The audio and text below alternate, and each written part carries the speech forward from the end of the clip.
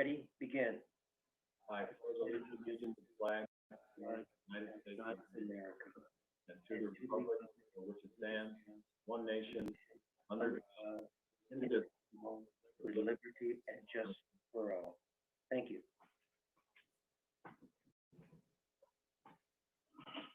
Thank you. I intend to adjourn this meeting as has become our practice in the memory of those who have lost their lives and have been hospitalized and made ill by this COVID pandemic. This continues to be a scourge for our community, for our state, and for the world. We'll be talking about this a little bit later. We do have a ceremonial matter, a happier one, which is a proclamation of National Farmers Market Week,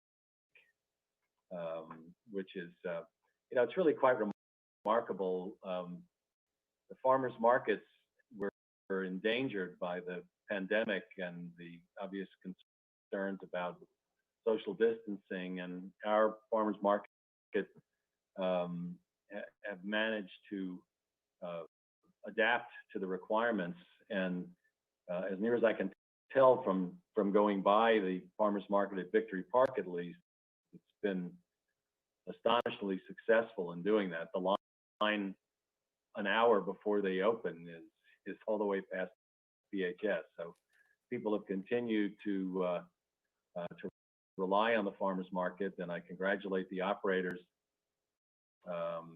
for being able to meet very stringent standards and be able to operate. And I want to read at least a portion of this rather lengthy proclamation. Whereas providing us with access to regionally and locally produced foods, farmers markets strengthen our communities, offer a wide array of healthy agricultural products, play a key role in supporting the sustainability of family farms, and present opportunities for farmer-consumer interaction.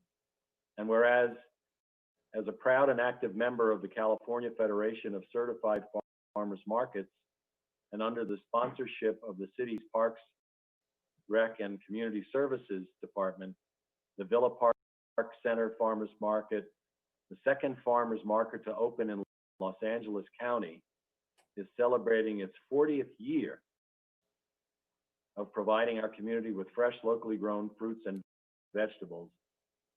Now, therefore, I, Terry Tornick, Mayor of the City of Pasadena, on behalf of the City Council, do hereby proclaim the week of August 2nd through August 8th, 2020 in Pasadena as National Farmers Market Week to further awareness of the positive contributions of farmers markets in our community. So my congratulations to everyone who manages and supports the farmers markets in Pasadena. We will now move to the consent calendar. Are there items that council members would like held for individual discussion? Mayor, just to note, for items 4 and 7, we have public comment. Okay. Maybe what we'll do is if there are no individual items for council member discussion, Councilmember Kennedy? I submitted a request in writing to you. Yeah. Is that council member item 4? Yes. Is that right? Yes. All right, we'll hold item 4. Mr. Madison? I would join that request and also ask to discuss item 7 as well. Okay. Well, since those are the items that have public comment, that fits perfectly.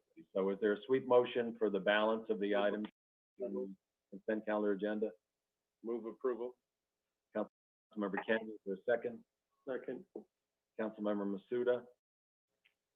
Clerk will call the roll. So approving the consent except for items 4 and 7, Councilmember Gordo, Yes. Councilmember Kennedy, Yes. Councilmember Madison, Yes. Councilmember Masuda, Yes. Councilmember McAustin, Yes. Councilmember Wilson, Yes. Vice Mayor Hampton, Yes. Mayor Tornick. Yes. Those items are approved without opposition. All right, well, let's take up items, I think as Councilmember Madison suggested, let's take up items 4 and 7 together. Councilmember Kennedy? The only question I have is for a representative of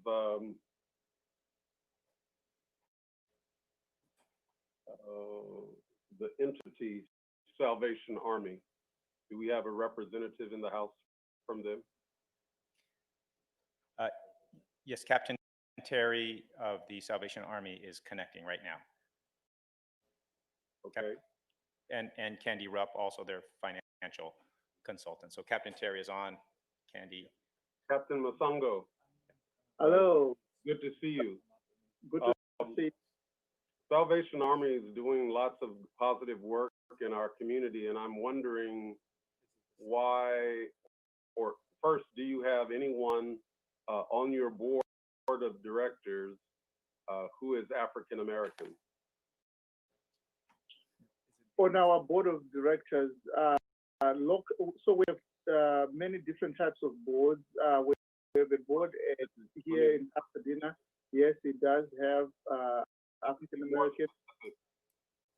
Sorry? Let me be more specific. In the proposal, on page 9 of 133, Yes. I'm simply asking of the board of directors that are represented on the California Corporation, are there any African Americans? That one, I'm not sure because I don't deal directly with it. I have my own local board here, which does, but that one I'm not sure, sir, because it's at corporate level. I rarely look at who's on it and who's not. Well, it's important because it's part of the presentation that you've asked the city council to review.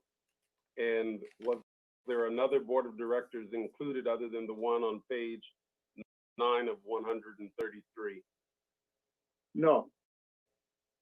Okay, so what I would ask, so it will not take lots of time from this part of the presentation, is if you would share with the council before the meeting ends, if there are African Americans on the Salvation Army board as presented on page 9 of 133, and who they are in a little bit of background, if you would.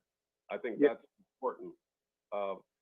Now, I did start off my questioning by making the obvious statement that the Salvation Army does tremendous work. Nothing has changed there. And maybe very little will change after the result of your answering my question. But if there are no African Americans, I want us to be in a position as a body, not an individual, to suggest to the body, meaning the Salvation Army, that it would be smart to have a very diverse board. I don't know, because I can't determine by looking at names if they're African American, Latino, Jewish, or Native American. Yes.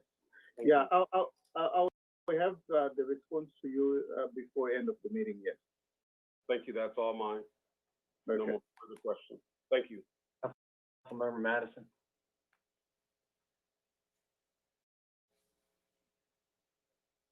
Councilmember Madison?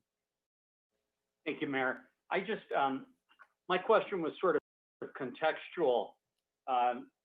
Can staff just confirm what the total financial commitment is over time if you, aggregate all of it for these two action items? Total for the project base. It doesn't have to be dollars. Yeah, but on the capital side, Councilmember, it's the total, if this $1 million is approved, it would bring the capital contribution to $2 million. And then in the agenda report for the project-based voucher, I believe there's a dollar amount for the project-based vouchers. Okay, we're looking for that one.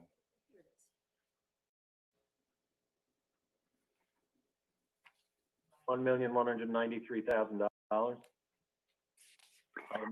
No, I think for the Salvation Army project, it's just under $1 million annually. I think it was like 980 something. 948, yeah, 948,000. Was a little higher, over $1 million. Councilmember Madison, is that responsive? Well, I'm not sure. What I'm reading is 948, 480, and it looks like that's for the Hope Center. And then 1,193,148 for Heritage Square South. Are those the correct figures? And those are annual for 20 years each? Yes. So we're spending $40 million today.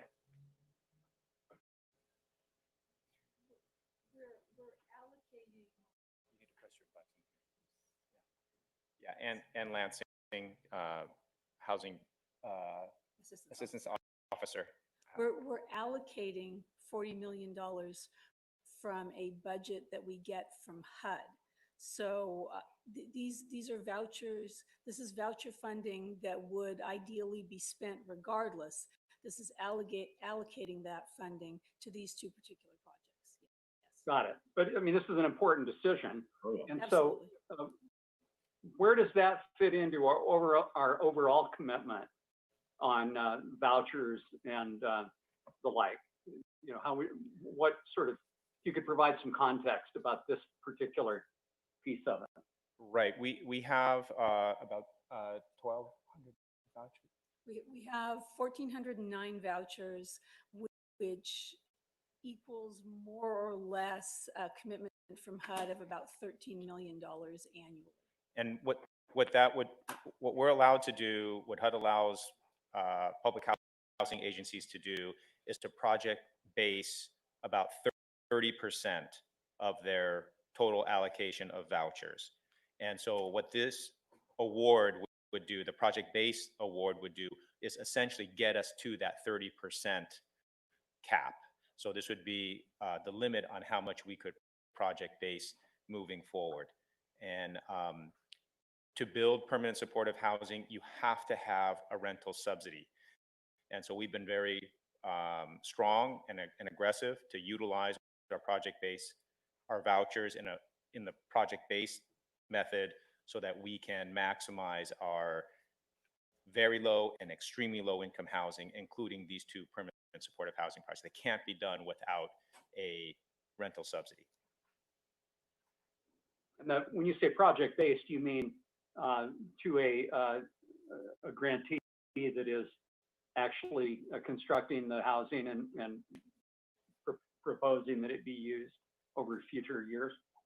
That is correct. It's the vouchers are allocated to the project as opposed to allocated to the voucher holder, individual households that can take it here, take it there, wherever they can find a landlord. So these resources, project-based vouchers, are a much stronger resource because they stay in that project, in that community, and the developer could actually get a loan, leverage that rental assistance to get a loan to help to pay for the project. And, you know, I want to agree with Mr. Kennedy. I think diversity is important on the boards of organizations that receive, you know, this much support. And look, I recognize they're providing a great service to us as well. These seem like highly economic proposals for the city, but it would be good to start to capture information about diversity in terms of the board. And I wouldn't limit that to any one particular ethnicity. I think, you know, gender is important. Obviously, race and ethnicity is important. And kind of further to that, do we have audit rights going forward on these projects? Yes, we do. And we'll get audited financial statements. Every year, the audited financial statements will be turned into the finance department.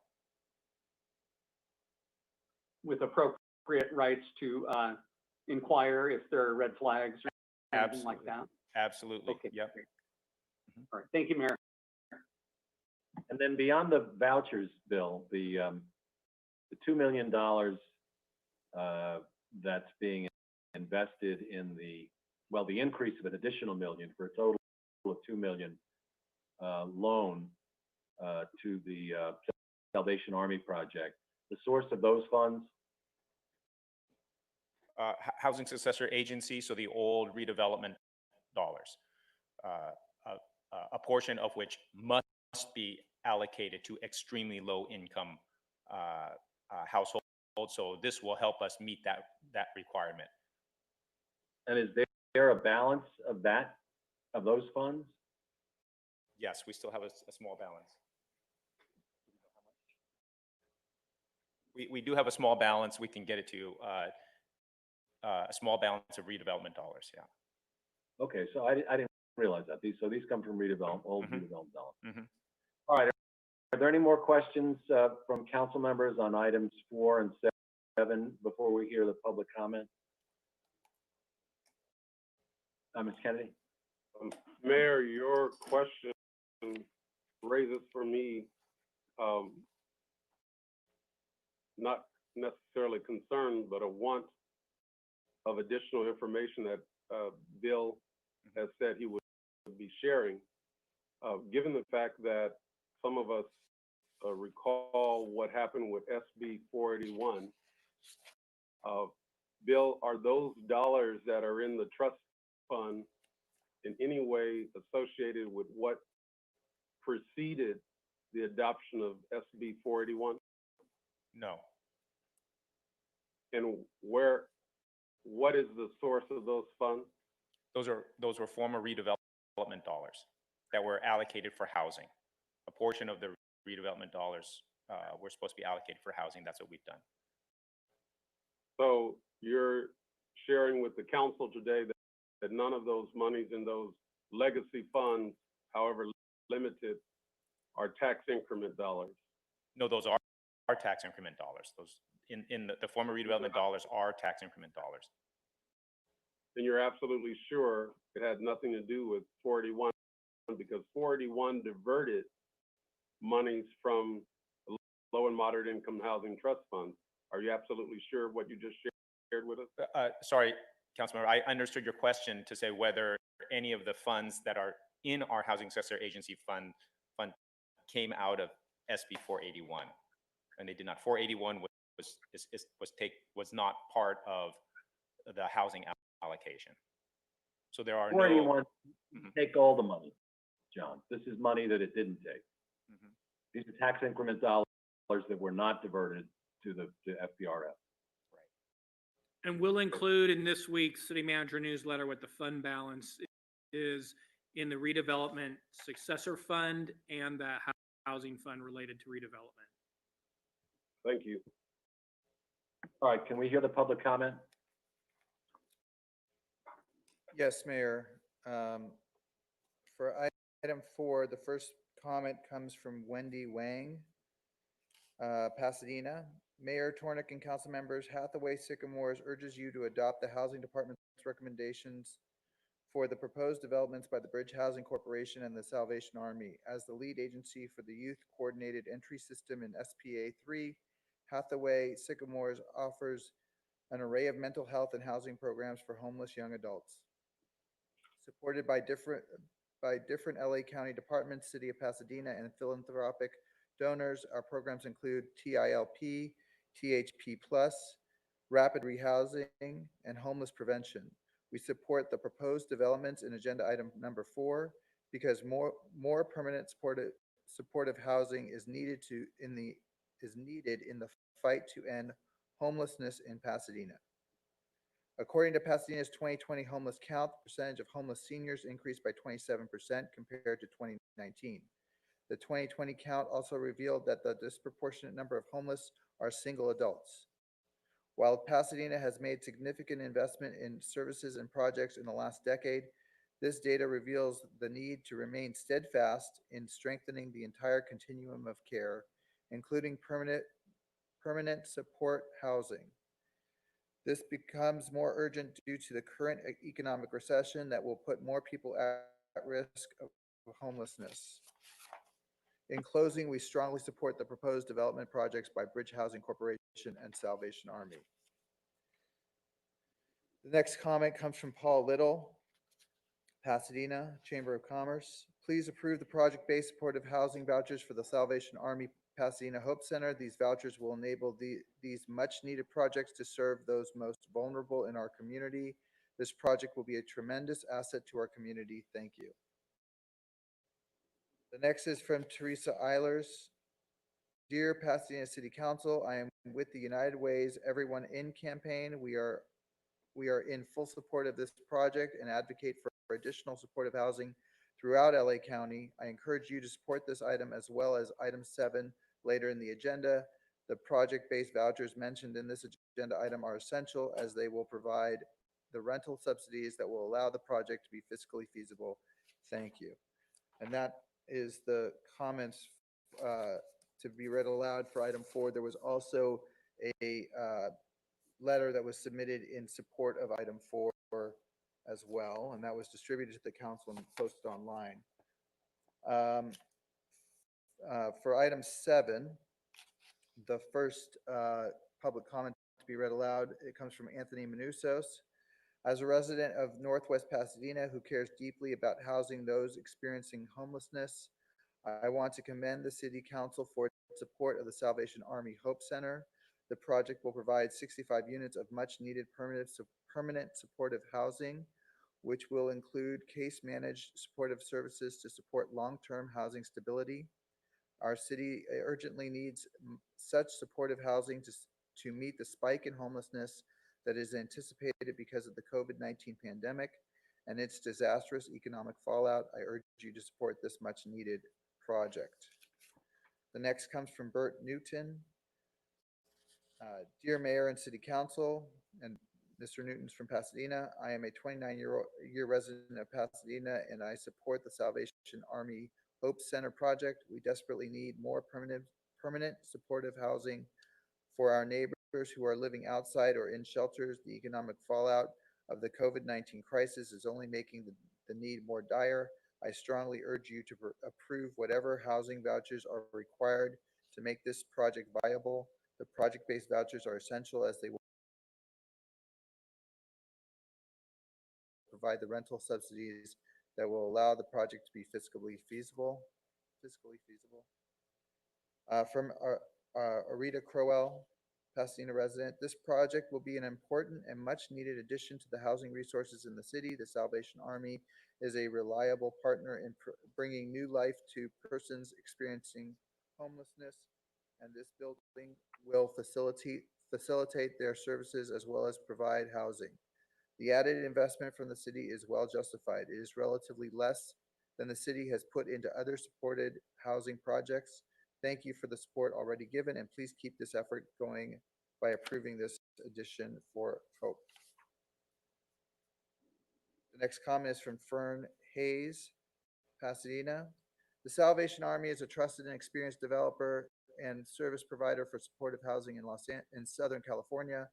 From emergency shelters for the unhoused to long-term housing assistance, the Salvation Army provides a wide array of services to those living on the streets. Veterans account for 8% of the unsheltered population, and Salvation Army has consistently provided shelter and adult rehabilitation services for veterans in need. I support approval of the additional funding for the development of the Salvation Army Hope Center project at 1000 East Walnut Street. Thank you. And then from Jill Shook, Pasadena. Dear City Council, thank you for supporting this Salvation Army project. I believe God will honor our city for making room for and investing in housing stock for 65 units for our most vulnerable residents. The additional loan of $1 million to complete this funding package is money well allocated. It sets an example for Alhambra, Monrovia, and other cities in the San Gabriel Valley as they determine how to address the critical housing shortage for our lower income populations. And it sets a powerful example of congregations offering their land to meet this critical need. Sincerely, Jill Shook. And that completes public comment on this item. The correspondence that was received for item 4 was also submitted for item 7, Mayor, and that was made part of the record and distributed to the City Council. Thank you, Mr. Clerk. Are there any further questions on items 4 or 7 by council members? If not, is there a motion on items 4 and 7? So moved. Mr. Wilson, is there a second? Second. Second by Ms. McAustin. Please call the roll. Councilmember Gordo, Yes. Councilmember Kennedy, Yes. Councilmember Madison, Yes. Councilmember Masuda, Yes. Councilmember McAustin, Yes. Councilmember Wilson, Yes. Vice Mayor Hampton, Yes. Mayor Tornick. Yes.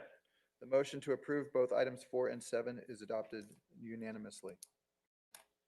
Thank you, Captain Masongo. Thank you for coming, and we'll look forward to that information that Councilmember Kennedy requested. Thank you so much.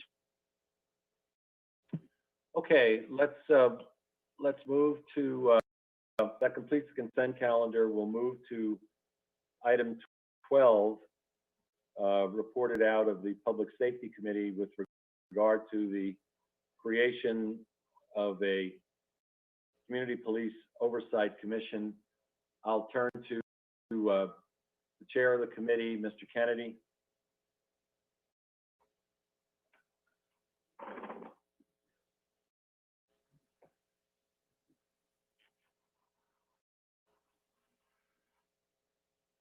Thank you, Mayor Tornick.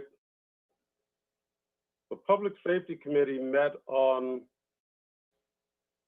Wednesday, the 22nd of July, 2020 at 3 p.m. Committee members, Mayor Terry Tornick, Vice Mayor Tyron Hampton, Council Member Steve Madison, and I were present. In front of you today is a proposal crafted by Mayor Terry Tornick and Council Member John Kennedy, based upon much community dialogue and years of work on the issue. It is more than the community could have dreamed of 5 years ago, when even lesser measures were thwarted by the council at that time. It offers a possible way forward for the, quote, creation of a Community Police Oversight Commission and an independent police auditor. In a moment, Mayor Terry Tornick will introduce agenda item 12. But before he does so, I would like to thank the mayor for his willingness to lead this effort when many politicians would seek to confuse, obfuscate, and hide from leadership.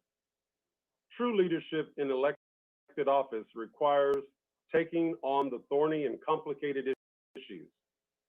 Community police oversight is one of those issues.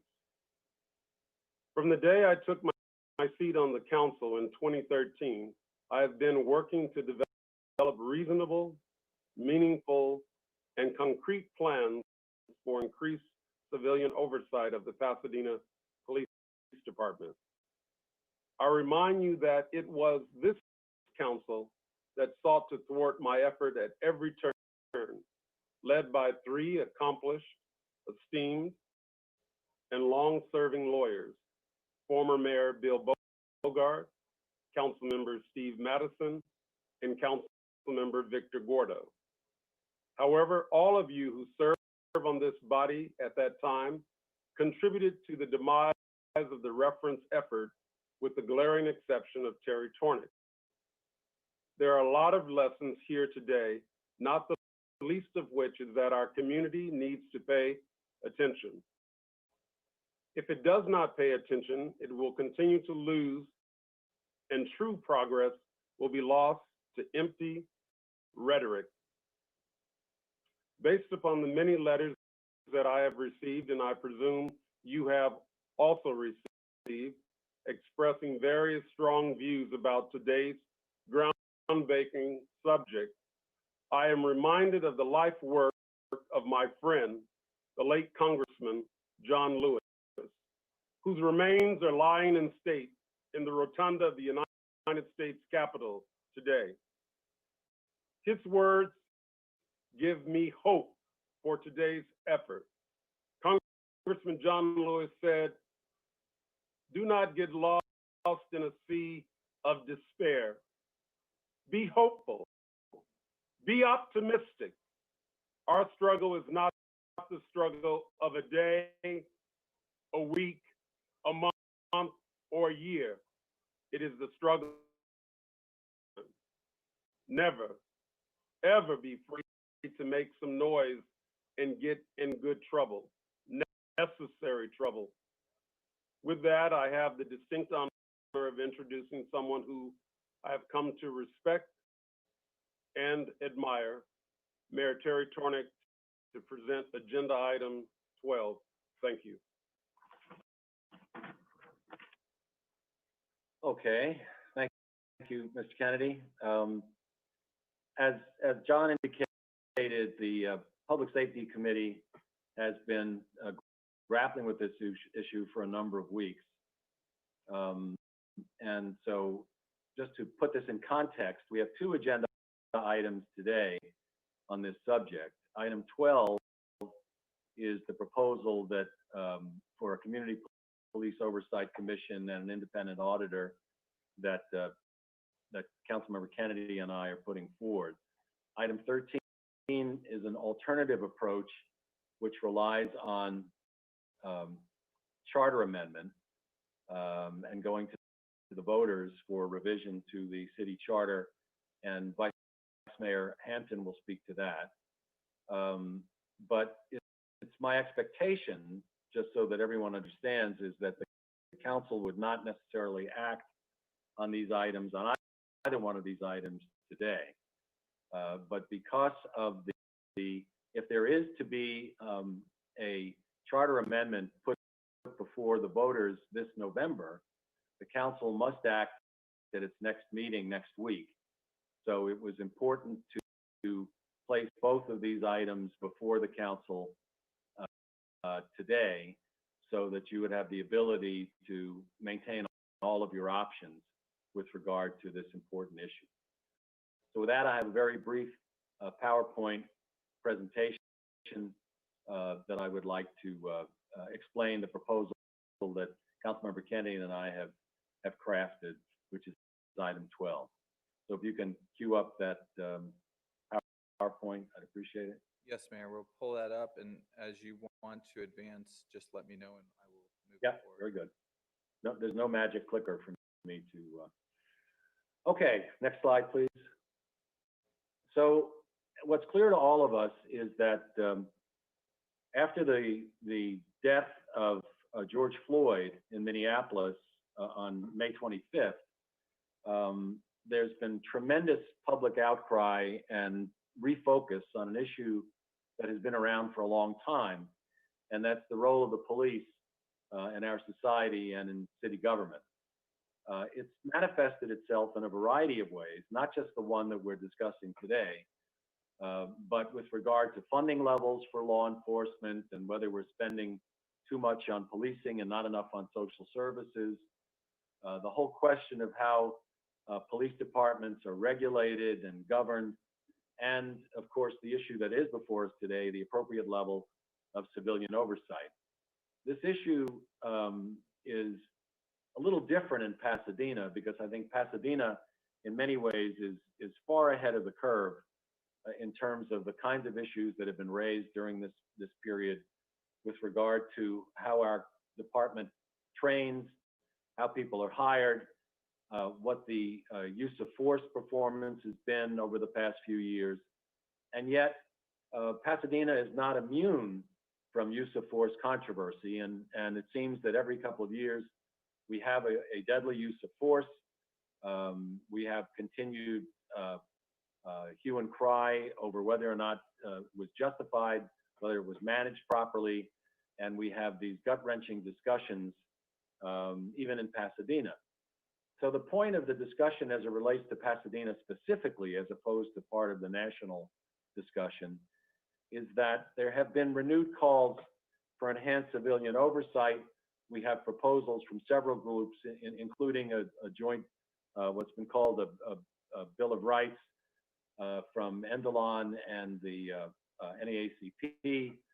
But what's designed to happen, and the reason I think it's important for us as a city council to respond, is to be able to create a greater atmosphere of trust with all elements of the community, all components, both geographically and racially within the community, and also to provide a formal mechanism for community input in a whole variety of issues related to policing.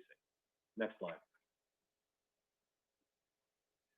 So as John recounted, we've had several meetings with regard to this issue at public safety, and this is a brief summary of what's happened at those meetings. Next slide. Mark, yeah. And it's important to note that in addition to the meetings of the Public Safety Committee and the various testimony that have been submitted to those meetings, and of course the many comments that we're going to hear today and that we've received for today's meeting, at Chairman Kennedy's request, the city created a website, a dedicated portal to accumulate comments from the public, and there have been more than 600 responses offered on every aspect of this issue, with a huge range, as you'd expect in Pasadena, a tremendously diverse range of opinions on this issue, ranging from the necessity to have total community oversight and control of policing and defunding of the police and a reimagining of the way we do public safety in the city, to a point of view that says that basically people are satisfied with the way policing happens, and the council shouldn't do anything that would damage what these particular people feel is a very successful policing function. So in addition to those comments, and I urge you to take a look at those on the website. When I looked yesterday, there were 13 pages of them, which is the several hundred, the hundreds that you see before you. All of us on the Public Safety Committee have been deeply engaged over the past several months in bilateral conversations or group discussions with members of the community who, again, have offered a whole variety of points of view on this issue, as you'd expect. Next slide, please. So the proposal that we have brought before the council today in draft has two pieces. One is the creation of a police commission, a community police oversight commission. And the second piece is the establishment of an independent police auditor in the office of the city manager. So on the first piece, the Community Police Oversight Commission, it was brought to our attention that with the more than 24 commissions that exist in Pasadena, the department that has arguably the most significant impact on our city, and the one that has the largest budget in our city, doesn't have a commission, any kind of citizen commission. And so this would create a Community Police Oversight Commission, which has been suggested might be up to 13 members, comprised of people appointed by the city council, potentially by the chief, by the city manager, by community organizations. The membership of this commission is one that has already and will continue to engender a lot of discussion and review. It's been suggested by some that this commission should be elected directly by the people, and others have suggested that none should be appointed by the city council. I mean, there's a whole But the specific proposal has identified a more typical arrangement, which has members appointed by each city council member and the mayor, and then additional members appointed by the chief and the manager, and then 3 members appointed by community organizations. The commission would be empowered to hold public meetings, make recommendations on all the ongoing operations of the police department, receive community feedback on complaints, monitor and publish statistics on the uses of force, complaints, and outcomes, have a look at and make suggestions with regard to policies prior to adoption, and receive reports from the independent police auditor on use of force critical incidents, and of course publish an annual report. It's anticipated that this report to the city manager and to the city council, it would undertake some of the responsibilities currently vested in the Public Safety Committee, and which would be modified so that there isn't replication of those activities. And it would be comprised of people who would be required to take some level of training so that they had some expertise in the subjects that they were dealing with. Next slide, please. The second piece is an independent police auditor. This would be a qualified expert, either in the form of an individual or a firm that would be in the city manager's office, the way Ruth Holden is now as an independent auditor, and would have the expertise to be able to provide qualified assistance to the commission with regard to best practices and other issues, would be directly involved in reviewing the investigations of all uses of force, to review those outcomes, and would have full access to all information developed as part of those investigations. This is a critical point because you're going to hear a lot in terms of public commentary about subpoena power.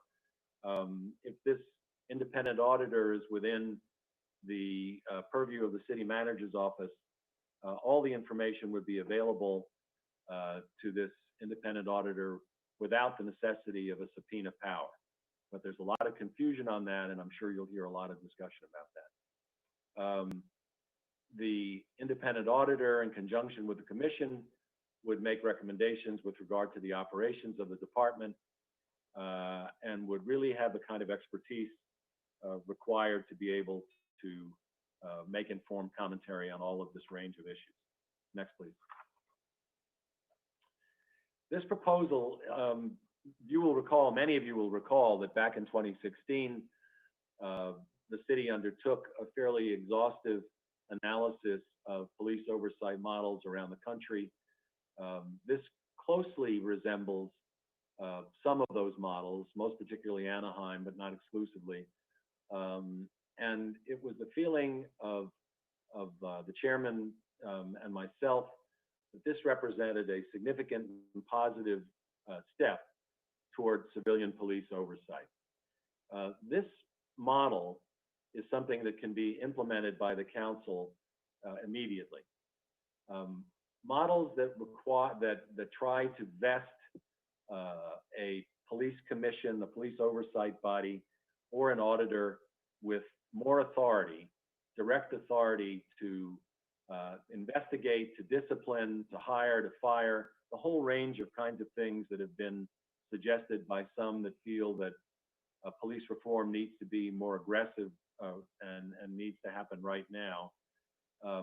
Based on information that we've developed with the help of Javon Rod and the city attorney's office, would require an amendment to the city charter, because that authority would interfere with the current structure of city government, which vests the authority, the operations authority for the city in the city manager. Anything that interfered with the city managers or preempted the city manager's control of the manager's employees, including the police chief and the department, would violate that construct, and so would require charter amendment. And Vice Mayor Hampton will speak for himself in terms of his feelings about why that's so important to do now. But this proposal does not bump into the city charter. It works within the metes and bounds, we believe, of what the city charter requires and permits. And more importantly, it would allow us, if implemented, to gain the kind of experience with civilian police oversight, which would then dictate or allow us to understand what was adequate or what potentially was inadequate. And if it was felt that the oversight offered by this construct was inadequate, we would then have a predicate for further action to go before the voters in 2022, for example, with a specific charter amendment based on experience rather than speculation. We could define the need, we could define the shortcomings of this particular arrangement, and then go to the voters and say, look, this has been an improvement, but it's fallen short in some ways, and this is how we propose to correct that without unraveling the whole form of city government. So one of the suggested requirements for this proposal is that the commission would report back to the city council in time for us to take such action in terms of putting some form of charter reform before the public for a vote in the 2022 general election. Next slide, please. So the ultimate recommendation of the report, which I'm not suggesting should happen today, is that the city council would direct the city attorney to prepare an amendment to the code to establish the Police Oversight Commission and also include the independent police auditor. I think that our discussions today should strive to hear what the public has to say, accept some of the testimony that we've already heard at the Public Safety Committee, that we've seen at the website online, and additional testimony, and then also have discussion with regard to the possibilities for what I'm characterizing as more aggressive reform that would require charter amendment that could be put on the ballot if we take action at our next meeting. What I anticipate will happen is that we will get some guidance from the council. We'll understand what kinds of questions have gone unanswered or are not, or require further clarification in terms of the proposal that you have before you. In addition to the comments made by the public, we're anxious to hear from the members of the council who have not been engaged in this discussion to date, so that we can get those answers, provide those modifications. And also, I know that some council members have been anxious to have a specific proposal before them so that they could go to their constituents in district meetings and discussions at the district level to elicit comments from their residents in more detail so that they can have a better informed discussion when we bring it back to the council. So with that, I appreciate your patience. I have completed my presentation, and I welcome your comments and suggestions. I'd recommend that we hear from the other two members of the Public Safety Committee, and then go around the horn and have an opportunity to try to respond to questions from each of the remaining council members, and then hear public comment. So I would ask Councilmember Madison if he wants to add to this discussion at this time.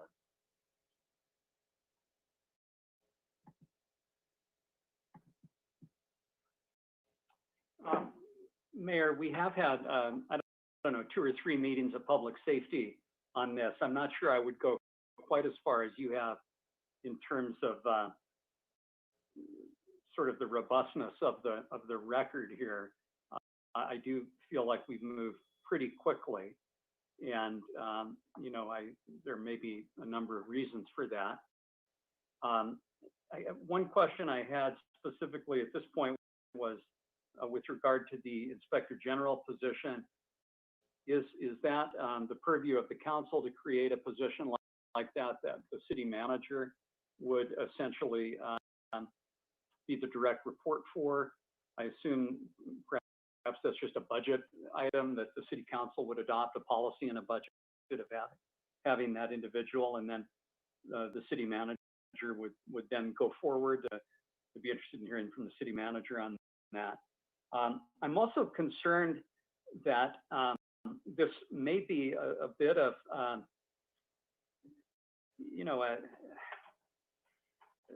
unintended consequences, in the sense that at the committee, I did ask if this would dilute the authority and the responsibility of the Public Safety Committee and the full council.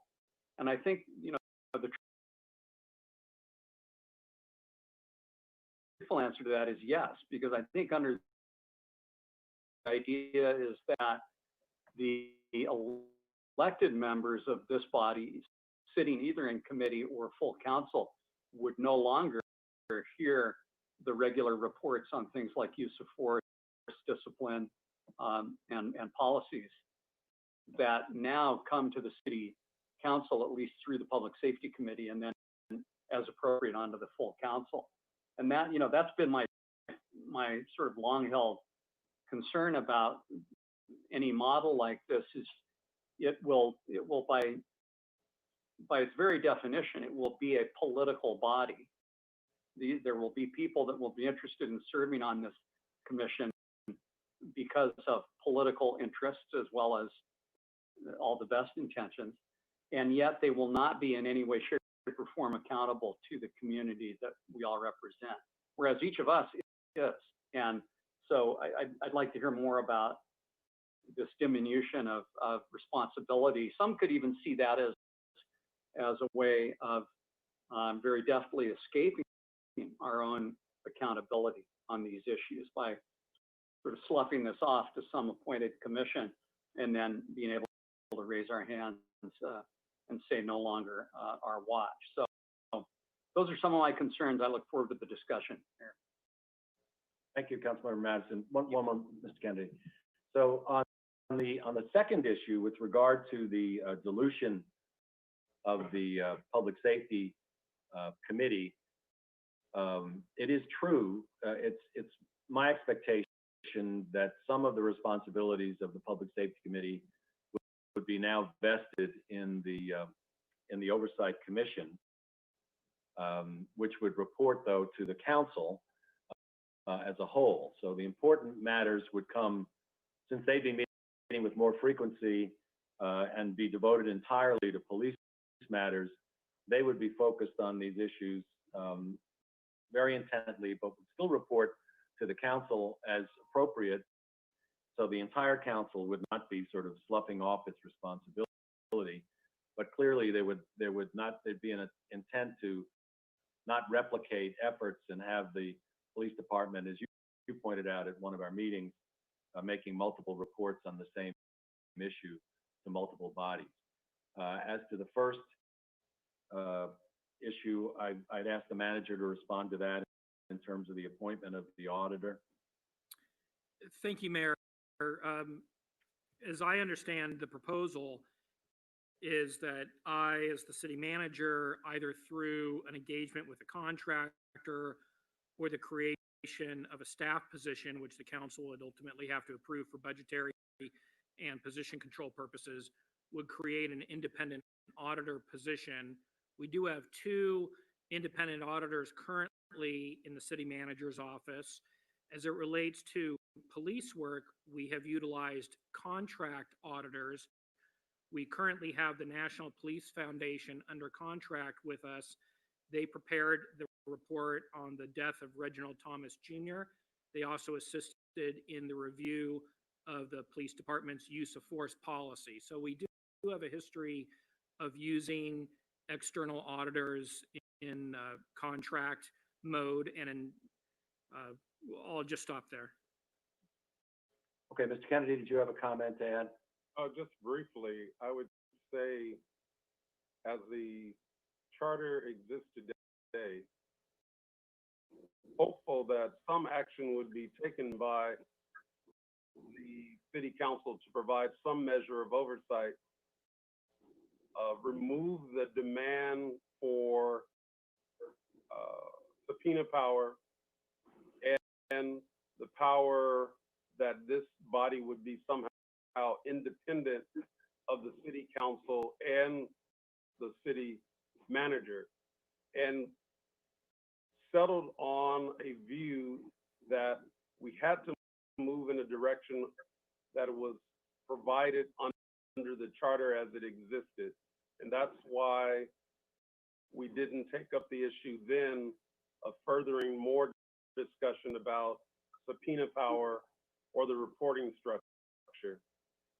And essentially, the proposal that you see before you tonight is a more comprehensive approach to the system of government that we have in place today. Anything more, as you know, would require a charter amendment. Thank you. And I do have an item on number 13, which we'll talk about the charter amendment. And the charter amendment, I don't know if I should even allude to that now. I could wait for item 13 to come up. But would you personally, can I even ask that question? Would anybody be supportive of a charter amendment now? Because it may not even be worthy of a discussion, and no one. I'm going to bring it up anyways, but because it's on the agenda, so I should bring it up. But I was just wondering if we, just kind of poll our colleagues while we're here, if having true oversight with actual, I'll say not teeth, but with actual powers to actually perform actual change, if that means having a charter amendment, would there be an appetite for that? I think, Vice Mayor, I'd like to defer that until the other council members who haven't really been engaged in this have had a chance to even understand what this. Okay. Well, can I ask you a question, Mr. Mayor and Mr. Kennedy? If there was a way to produce subpoena power without charter reform, would you amend this action today to do that? Well, my response to that. Well, it's not action today, but I'm saying if there was a way, let's say we had some magical way to be able to do that, would you be supportive of having an auditor that would have more teeth? If we didn't have to go to the charter, would you have presented that today? Yeah, I think the critical point here, as I understand it, and I'm sure there'll be questions from the other council members, and we'll get into that discussion, is that the way this proposal is structured, the subpoena power is not required, redundant. If the independent auditor is in the city manager's office, that office will have access to all of the information that's developed in an investigation. Subpoena power is redundant, not necessary. So, go ahead. So I believe, and I don't believe, you see all the emails that have come in. The idea that this auditor is hired by the city manager, the same individual who hires the police chief, is very problematic. And so I'm asking you the question that if there was a way to actually hire an auditor that would have subpoena power and be separate of the city manager, would you be supportive of that without changing the charter? Well, that's the problem. It seems to me. Well, both. What my strategy, which may be different from the mayor's, is simple. I've been bruised through this process, and part of the objective is to get to a place where my colleagues can hopefully unanimously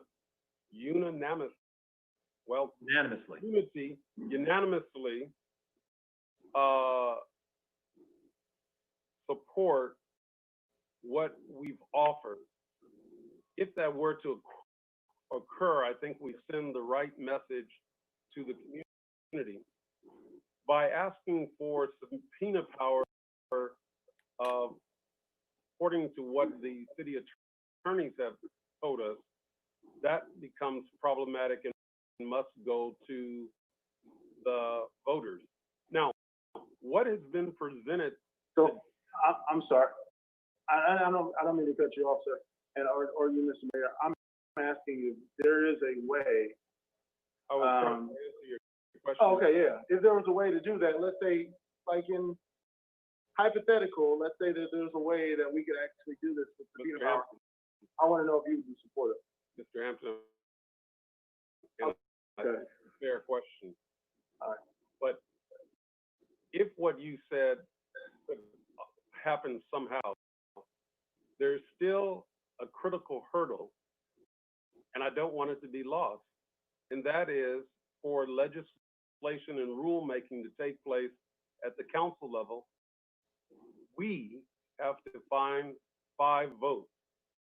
So my view, which may be different from the mayor's, we didn't practice this, is that I need to convince my colleagues how critically important this is as a first step, and then let's see how this works. Does it really provide oversight that's helpful to the city council and to the community?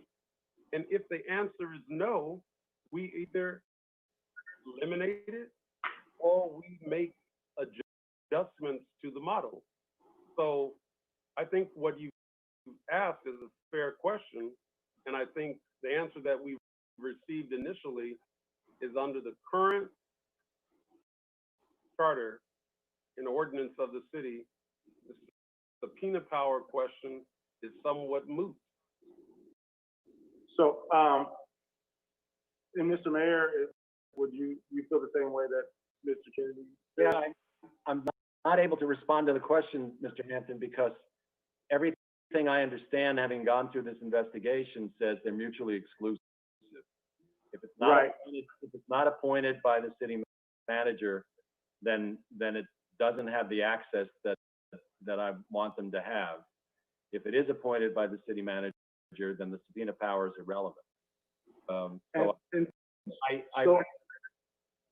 So I actually just emailed something to all of my colleagues, which should have gone to Mark Johnsky first. And there is actually a way, without a charter reform, to actually do exactly what you're saying you're supportive of doing. And we actually have, in the city of Pasadena, we have 3 direct reports. Our direct reports are the city manager, the city clerk, and the city attorney's office. Maybe 23 years ago or 24 years ago, we had 4 direct reports. That was the city prosecutor, the city attorney, and the city clerk's office, as well as the city manager. The city prosecutor and city attorney, under our charter now, which I've done the research and I just sent you guys some documentation, since you guys asked me to go back to the drawing board and come with you today to correct, and today I said I will do that. The city prosecutor and the city attorney actually have those powers amongst our charter the way it's written now. So I sent a documentation that came over, and I believe that we have a fantastic city attorney. Don't get me wrong. I think she does a great job for our city as a city attorney, but as a city prosecutor, there's a conflict there, and it would be the same conflict that is proposed by having an auditor under the city manager who actually hires the police chief. And so, with that being said, I would like to reestablish the office of the city prosecutor and put your auditor, or give that body, or give the auditor, give the city prosecutor the ability to actually do exactly what your proposal is saying. So I am not against your proposal. I think that we should be presenting the strongest proposal today and not the proposal that is just going to get us 5 votes. I do believe that that is an actual way this city council could accomplish exactly what people are asking. Great. And so I actually sent something to the full city council, and hopefully you have received that. And of course, our city attorney, who you've worked with putting this proposal together, would have not proposed that because, right? Because she's not going to take away any of her work and her ability to do her job. And that's no offense to you, Michelle Bonarice, Attorney Bonarice. I don't mean that at all. I think you are a fantastic city attorney. But the way that we can accomplish exactly what people are asking for is actually splitting those departments and giving that power over to our city prosecutors. So with that being said, those are my comments, and I sent something out to the full committee. Thank you. Great. Well, look, the purpose of this discussion is to have a discussion and to try to stimulate the best thinking of all of us. And so I welcome that suggestion.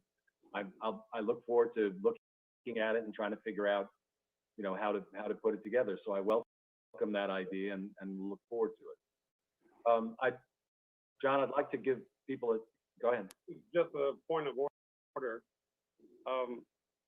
Mayor, are you planning on allowing the vice mayor to delve in deep with the proposal that he just mentioned, specifically related to this question of subpoena power? Well, I think this is in the area of new information. I'm sure it will require some investigation and exposition by the city attorney's office. I don't want to since they just got it this second, I don't want to put them on the spot and ask them. I'm not asking for a determination of any kind, just a point of order. So let me just ask the vice mayor. This will be a part of your presentation, vice mayor, correct? No, it's not, because my presentation was only on the charter reform. Yeah. And I don't know if my presentation is actually needed, because ultimately my presentation is a charter reform. Okay. And I'm still willing to do my presentation, which is not a problem. I like the fact. Let me just say this. I like the fact that you've gone out and done your research and provided a possible way forward for the whole council. That's leadership, and I really appreciate that. Thank you. All right. Thank you. To Councilmember Wilson, followed by Councilmember Gordo and Councilmember McCaustin.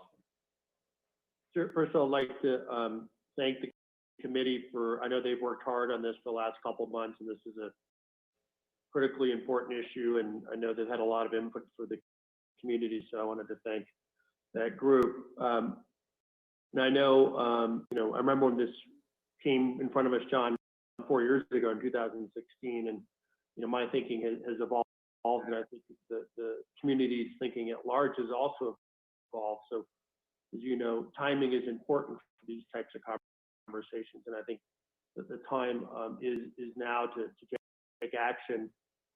What I'm struggling with, and this goes to the Public Safety Committee, maybe to John, you and the mayor in particular, in the sense of I'm not entirely clear what the problem is we're trying to solve. I see models and I see solutions, but I don't really have a good sense. And you're one who mentions benchmarks often.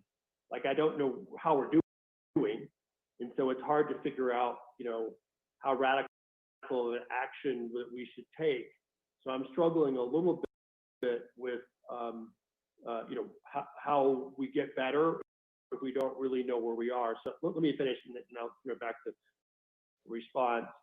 So some sort of benchmarking, and then I do think, at least one person's point of view, that the leadership of our police department under John Perez has really been, I think, a welcome change, and I want to make sure that we're continuing to support his good work, because I think the leadership, you know, is as important as the process and the commissions. And I think John has taken us in a very positive direction, and I hear that from the community at large. So I'm hopeful that this is something I believe that he would support. So really, and then kind of the specific questions that came up, the Vice Mayor mentioned the subpoena power. I do have concerns about the Public Safety Committee, and I don't know if you thought about, this may be a bad idea, whether a member or two members of the Public Safety Committee could serve in that commission. I know for instance, when I was on the Design Commission, we have members of the Transportation Advisory Commission. There's kind of cross-pollination. There's some way to work that out so the directly elected have some direct transparency into what's going on in the police commission. And then going back to my first question, John, and maybe you can answer this, is your statement was, this is a first step and we'll see how it works. And what I'm trying to figure out is, if we don't really know what we're trying to solve for, then we won't really know how well it's working, and we won't really know whether we need to make more actions, go backwards and forward. So I really want to ask that question first, because there's lots about models, but I'm kind of given a set of choices where I'm not really sure where the bullseye is. So I'd maybe turn it over to John and you and the mayor and anyone in public safety, because I suspect you've had that conversation. Well, let me respond by saying this. I believe your questions are right on point and are excellent questions that need to be answered. As it relates to benchmarking and matrix, we do have some information that has been published. And that published information relates to what is the pulse of the community. Those are my words, but we actually collected empirical data. If you are African American or Latino in our community, there's more suspicion of the police department and questions about the way in which minority neighborhoods are being policed. We have some empirical data that we have actually shared at the council level. If you happen to be Caucasian or white, the percentage of support of the police department is significantly higher. Overall, though, in the Pasadena Police Department actually enjoys tremendous amount of support, irrespective of race, gender, ethnic level, sexual orientation, etc. It just so happens that the minority community feels less love, and that's been expressed through a community survey. So in order to alleviate that, or some of that view, some oversight is necessary. And there is a response part of the community that's clamoring, rightly so, for more involvement in the process. We know by state law, there's a limitation of how much a resident can get involved in the process.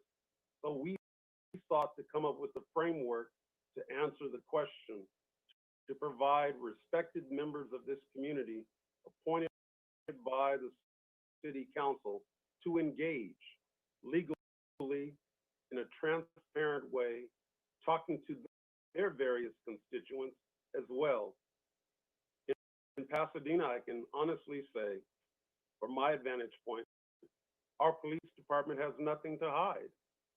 There are very fine men and women in our department. We have an extraordinary police chief that was exhibited without a lot of fanfare on how he managed unrest. That's critically important, just watching our police chief engage the community in a respectful, non-racial manner. We are fortunate to have a man like John Perez as the police chief. As it relates to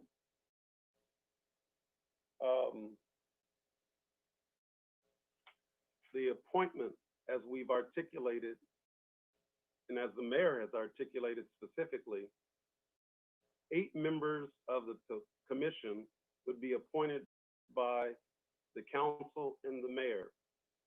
I don't view there any problem with a council member or the mayor appointing him or herself to the commission body. To answer your question specifically, Mr. Wilson, I think it's a good option that needs to be available if a council member or the mayor would like to serve on the commission.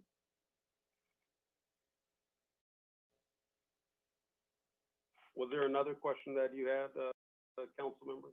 No, I just want, maybe one of the, maybe just in the sake of brainstorming here, maybe one of the first goals of this commission, if it were to be formed, would be to determine what those measurements are.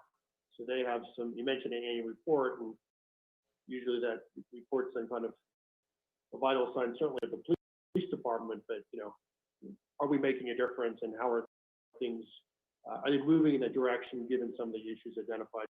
So once again, I thank you for the response, and I thank you for the thoughtful work, and I thank the public for weighing in on this topic, and I'm eager to hear what my colleagues have to say.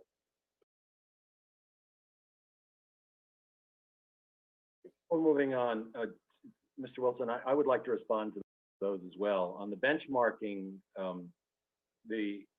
in the PowerPoint, we talk about the providing greater trust with the community and providing a formal mechanism for community input. I mean, part of it John's already answered in terms of the trying to enhance trust, an atmosphere of trust in all segments of the community, and the benchmarking that we have really has to do with public opinion surveys. But beyond that, it's clear that when we have a critical use of force issue, the process is very challenging. And to have a community group that is devoted to maintaining communications between the citizenry and the police department already in place, a trusted group that has expertise in the area, to be able to bring them into play when we do have a critical use of force issue or other issue that has got the community engaged, I think would be of great value. And the point about the chief, I think everyone on the public safety committee values the tremendous efforts that Chief Perez has made and the changes that he's brought to the department. I think the question the community raises is that even if you feel you have a first-rate current circumstance, if you have a terrific chief and a great city manager, the purpose of institutional change is to make sure that even if it's not as great, not as extraordinary a chief, although we would always aspire to have one, that there are safeguards sort of built into the process to make sure that these community concerns are in place. And so the whole purpose of undertaking institutional change is to provide for those eventualities. And I think in terms of the appointment of electeds, directly to, we have precedent where the council has representation on the RBOC and the PCOC. I think that this issue, it's turned out that apart from this general issue that the vice mayor raised about having real authority and independence, apart from that issue, the second issue that's engendered the most comments and criticism has been the composition of the commission itself. Who selects them? How many there should be? And so I think there's a lot of room for discussion on that subject. I put it forth just as a sort of a placeholder almost to just say, well, typically this is the way we do commissions in terms of having council members appoint the lion's share. And you know, John and I added the community groups as a way of having a direct nod to that. But I think there's a lot of room for discussion about how many, who should appoint, and what their qualifications should be. We'll move to Councilmember Gordo. Thank you. I just have some questions, first on the merits and then on process. So in terms of recommendation of the Public Safety Committee, this is a recommendation of 2 members of the Public Safety Committee, correct? The Public Safety Committee decided to move it on to the council for general discussion. Councilmember Madison did not endorse the specific proposal, but did want it brought to the council. And so there's not a recommendation from the Public Safety Committee. Because the report says from Public Safety Committee, but then it's signed by you, Mr. Tornick. Just to be clear, so we don't belabor the point, as the mayor was alluding to, there was no unanimous decision by the Public Safety Committee. Oh, John, I can ask my well, I mean, question. Thank you. You're asked the question, I would like to answer. So it's from 2 members, correct? It's not from the Public Safety Committee, correct? Okay. Correct. So help me understand a couple of things. We keep presuming that there aren't 5 votes for one thing or another, and therefore we're just going to go with or you're recommending a process, but I'm not sure I understand it. So one of the questions that I have is the poll of approximately 600 people, were the results of that, not poll, but comments, were those comments shared with, I've not seen them, were they shared, maybe I just missed them in an email, but were they shared with members of the committee? They're on the website.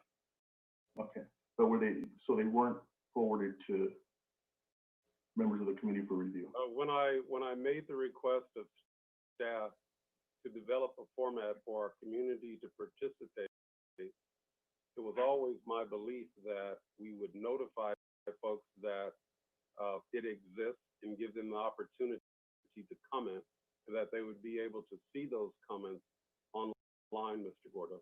Got it. Now, in terms of the proposal itself, the receiving community feedback, the commission receiving community feedback, complaints, and then monitor and receive reports on hiring, and outcomes of complaints. How does, in the view of the 2 that are recommending this, how does the reviewing of outcomes of complaints, how does that interplay with the constitutional right of officers and Government Code 3300, the POBAR rights? How would we accomplish that? The expectation is that the commission would be limited by a whole series of state and requirements and personnel privacy issues. Was there any discussion about the ability or of this type of commission to review complaint outcomes? Yes, there were, Mr. Gordo. They're found in the document that you, and I think most members of the council, received from the folks that the city manager hired and produced a report. Well, that's not this, is that, I'm referring to this specific proposal at the Public Safety Committee. Was there any discussion about the interplay of? Was a part of the report when we made it to the Public Safety Committee. Those were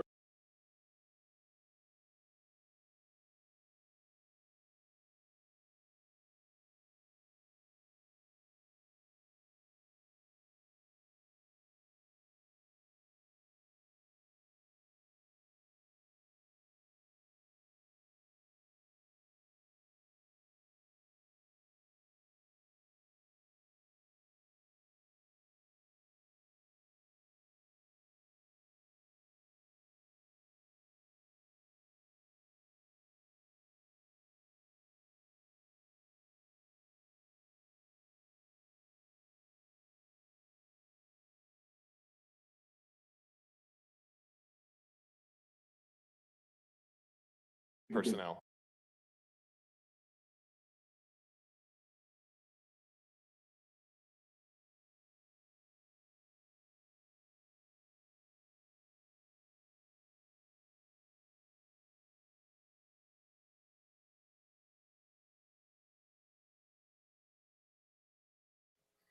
So generally on pitches information, if it's not available to the public, how would it be made available to members of the public who are appointed to this commission? They would be expected to treat it with confidentiality. So it wouldn't be public beyond them. It would be for their purposes, for that body, and it wouldn't be discussed or dealt with at a public meeting. How do we, if we don't have the authority to see it ourselves as the council? So one of the things is what this. Hold on, let me get the question out. How do we vest someone with the authority absent a charter change? With a municipal code amendment like the 1994 council did with the police review boards. And so you're confident that we could either vest ourselves with that authority or vest a commission made up of members of the public with that authority? I think it just depends on what the council's interest is here, and I think that really is what it is. Well, no, I'm asking for a question. This is before us now, and so are you or are you not comfortable that we could vest ourselves with that authority, give ourselves that authority with the municipal code amendment, or vest a commission with that authority? We'd have to take a look at it, but one of the things that that we talked about at public safety was, to the extent that the information is just to review or for monitoring purposes, then that could be something that could be done by a body appointed by the council, the way the charter currently reads. If it is to play a role in the personnel process, then that would be something that would require a charter amendment. Well, no, I'm not asking about the personnel process. I'm just asking specifically about the review of critical incidents and information that's deemed to be the pitches material. Right. And so that, assuming it would just be for review and monitoring purposes, the council, we believe the council could accomplish that by municipal code amendment. And so we could either take that authority ourselves or vest it with a commission. In other words, we could review the material ourselves as a public safety committee, or if it does not involve making any personnel decisions, we think that could probably work. So the issue I have with this entire process is I don't think this addresses what people have asked for. I don't think it addresses transparent. In fact, I think I have a problem with the process itself. I mean, on the issue of Well, let me ask this. Who drafted this proposal? The mayor and Councilmember John Kennedy. Okay. And did the staff participate in the drafting of this proposal? Did the city manager, Mr. City Manager, do you or your staff participate in this? Councilmember, I assisted with preparation of the staff report based on the formulation from Chair Kennedy and the mayor. Okay.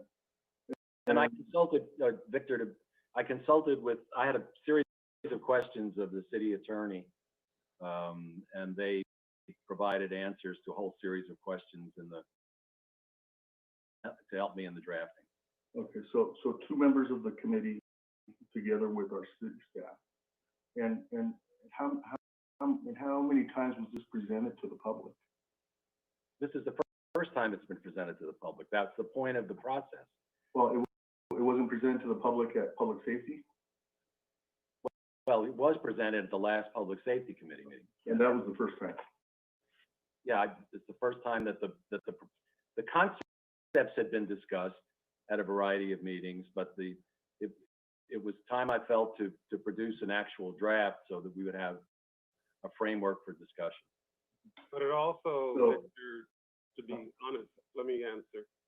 To be honest about it, the whole objective of having that comment period, if you will, was to ensure that the community had a voice in what you ultimately see before you today for consideration. It is a little bit disingenuous when you take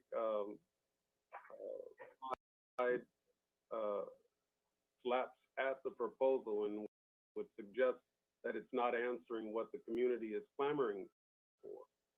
And I say that because when this matter came before the council before, you were the chief proponent against any change. You suggested to your colleagues and myself that this was unnecessary, that we're doing work that one can't be done and should not be done because the Public Safety Committee that I chair is in fact the public oversight of the police department. John, let me interrupt you. Let Victor have the floor. Yeah.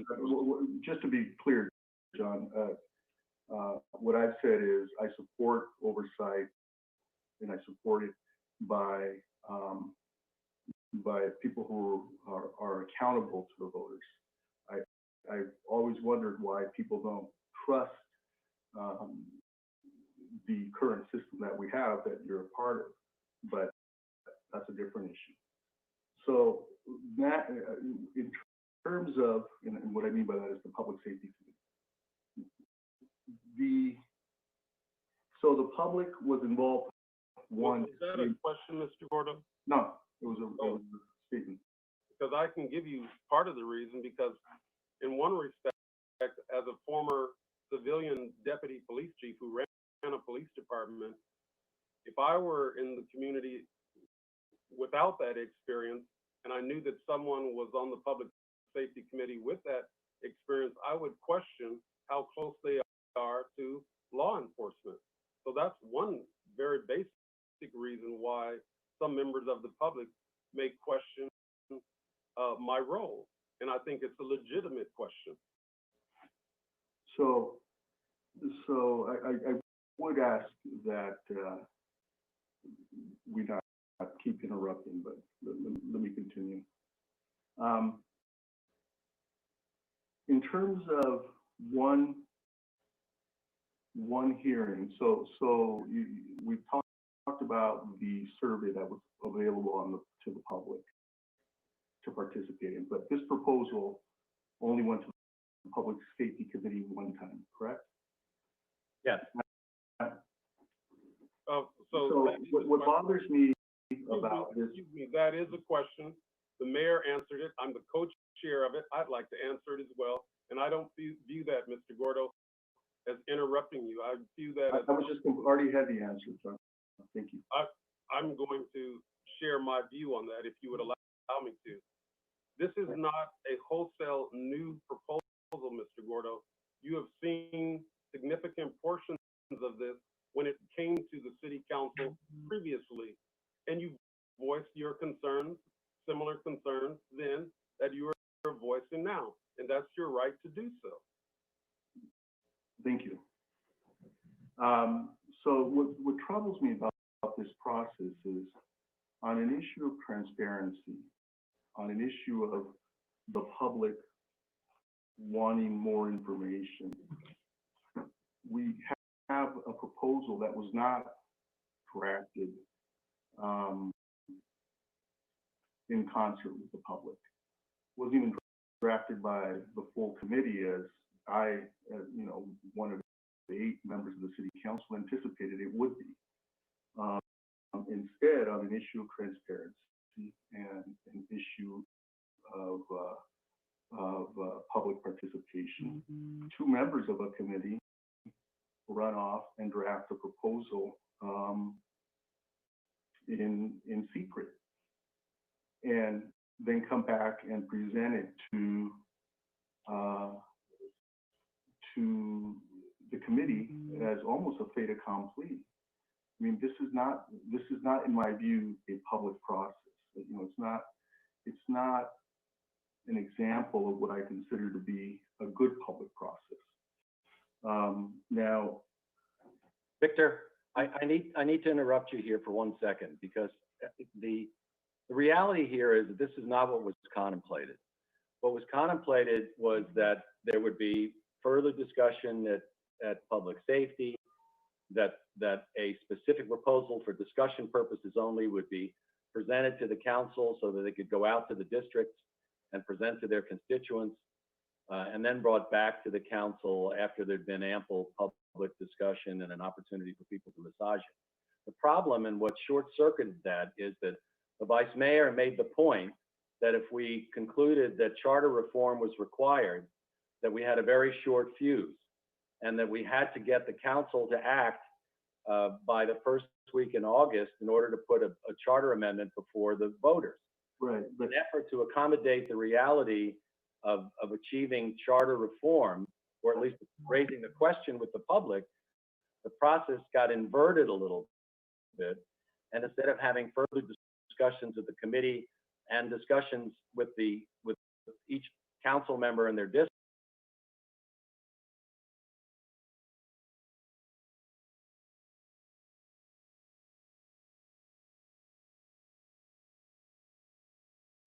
I'm not sure. not a fait accompli. Well, It's not a fait accompli. This is a proposal, and we're trying to achieve substantive comments on the proposal. I'm anxious to hear your substantive comments on the proposal. well, I think that this matter needs a lot more vetting. I mean, I think what people are responding to is exactly what we have here, a lack of transparency. And I think what we need is, you know, more along the lines of what Mr. Hampton's talking about.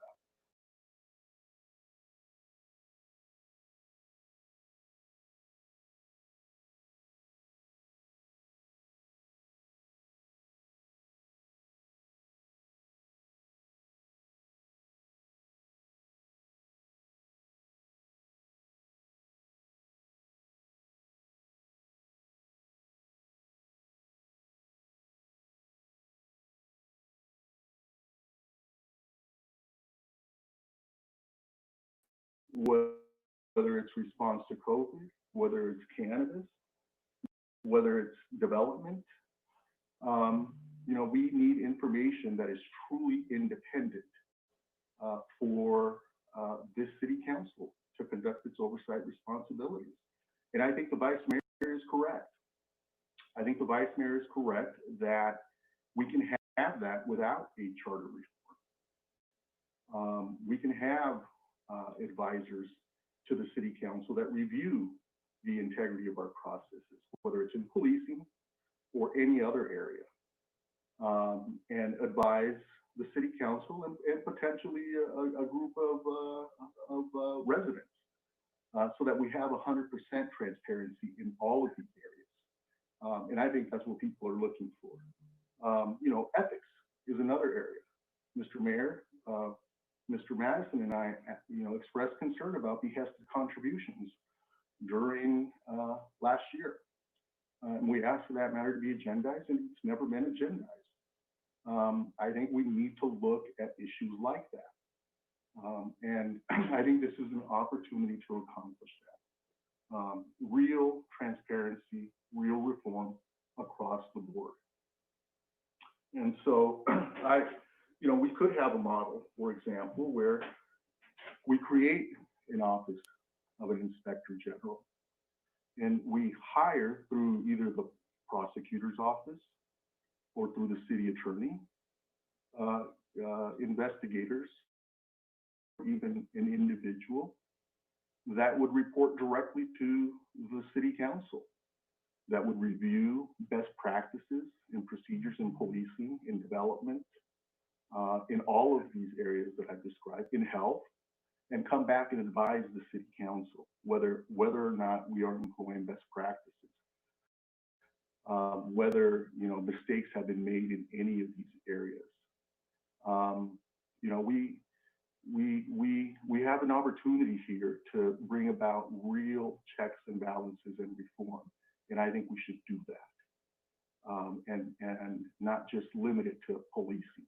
There's a terrible situation in Los Angeles with elected members of the city council there and developers. In Los Angeles, they're moving in the direction of reviewing these processes independently. I think we should do the same. Some of these developers, for example, Carmel Partners, who participated in the Huizar situation, I'm now learning have also done business in Pasadena. I'm not suggesting that they did it the same way, but shouldn't we have someone to review the process and say to us that we have a clean bill of health, or maybe they take these practices on the road everywhere? So I am not just for police oversight. I think this is an opportunity to bring about real transparency in every area and not limit any information that we receive through the lens of the manager's office, the city, or even the city attorney's office. We have an immediate example recently where we hired an attorney directly to advise us. I think it serves us well to have clear information. And so I think we should pursue what Mr. Hampton has suggested and look at having real independence, either because we ask the city attorney to hire someone that then reports directly to us. And I don't think we need charter reform for that. I'm going to ask that the city city attorney look at that. Or we have a pool of experts that we can turn to in any one of these areas that would give us unfettered information directly, not through the lens of anyone except their own expertise and their own opinions, and could guide this city council in all of these areas that I've discussed. So I support pursuing the suggestion of Mr. Hampton, and I support looking at models that would give us that unvarnished view of facts, circumstances, policies, and best practices in advance. Thank you, Mr. Gordo. It's a very far-reaching and significant proposal, and I think it deserves attention. It's a little bit beyond the scope of what we were proposing today, but I understand the connection. I think I had Ms. McAustin next. Yes, thank you. In terms of public participation and public discussion, I'm really glad we're having this initial discussion. I like to begin by thanking the Public Safety Committee for the work that they did. We have to start somewhere, and we used our Public Safety Committee in this role. This is something that we've been talking about for some time. And so, but through what I've heard my colleagues say today, you know, what are we doing? Why are we doing this? Who's doing this? I think, well, it looks like we might have 8 different opinions, but I think my belief on what we're doing today and what we're trying to do with this process is create community-based oversight. We've talked about a lot of different things, inspector generals and this and that, the other thing. But in my view, you know, when we say, what is the goal for what we're trying to achieve here? We're trying to achieve a means of creating community-based oversight on the police department. So that's the starting point for where I am and what I think we're doing today and what I think we should be doing. The goal is community-based oversight. And so, I mean, I'm going to be jumping around a little bit because there have been a lot of different things discussed. And so, I see there is the reason we want, one of the reasons is we want them to look at, you know, use of force, all the things that were laid out in your report. We want to look at how can we demilitarize the police. These are issues that need to come from the community, and the oversight needs to come from the community because we want the community, we want the police department to reflect back our community. And so I think that's I think it's essential that an oversight board, and I call it community oversight board. I don't know, we all call it something different. I guess I don't want to use the word commission because I see it as entirely different than the traditional commissions that we have in Pasadena. So in talking about membership, I am absolutely 100% opposed to any council member or any elected official being part of a community oversight board. The community oversight board ought to be 100% community. So that is absolutely, you know, a non-starter for me. And in thinking about, and again, I really appreciate the work that the committee did because you have to start with a framework. I mean, you have to put some things down on paper to, you know, to get somewhere. It's not perfect. It's not the, you know, it's the beginning, not the end. So I appreciate it. And you put yourself out there, and that's not easy. But I think it is a very good starting point for us today. One of the points about it, suggestions you offered that I did like is the requirement for, say, 30 hours of training for the members. However, I don't think any member should be appointed by a council member. I think that politicizes it too much. What I would like to propose is something a little more like all the people who want to be on the board submit to the 30 hours of training, and then if they still want to be on the board, we could perhaps have a lottery system and pick people in that way. It doesn't need to be by district. It doesn't need to be, you know, one for the mayor, one for you, and one for me. That in itself, in my view, is politicizing it. Should be at least half women. So gonna throw that one out there because, and I guarantee you, if we have at least half women on it, we're going to start to see a lot different kinds of community policing coming into the fore. So those are a couple of suggestions that I have. I'm, you know, at this moment agnostic on the number of members. I just appreciate your, you know, you have to put a number out there and it should be an odd number. A couple of things I'd like to, if Councilmember Kennedy or Mayor, if you could go through one more time, is sort of the relationship of the internal auditor to the city council and the relationship to, let's just call it the police board. So maybe we could do that by using as an example a review of an investigation of a use of force incident.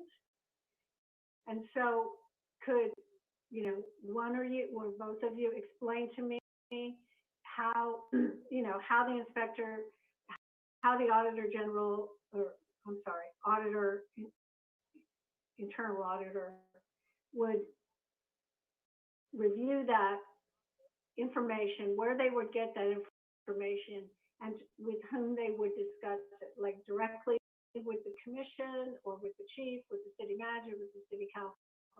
And then if you could explain that by using an example, I'd appreciate it. I'll have a rip at that if I can. The model for me was a combination of what we have with Ruth Holden now as an independent auditor who reports to the council. She undertakes, although she's lodged in the city manager's office, she operates independently, presents a work program to the council, to the finance committee, and then does her work and reports out to the finance committee and ultimately to the city council as a whole. I think that she operates very independently and capably, and because of her expertise, the results are respected and heeded. I think that's a model in terms of the investigatory expertise. I believe that the auditor would report to the commission and to the council. In terms of a use of force investigation, the auditor would have access to all of the information in real time, would not conduct the investigation, but would have access to all the materials, does not require a subpoena power to get them because they would be available to her. And the report would be, might have to not include all of the information that she was privy to. There might be some information that could not be disclosed to the commission or to the public because of the aforementioned privacy rights of officers, or in some instances because of criminal investigation.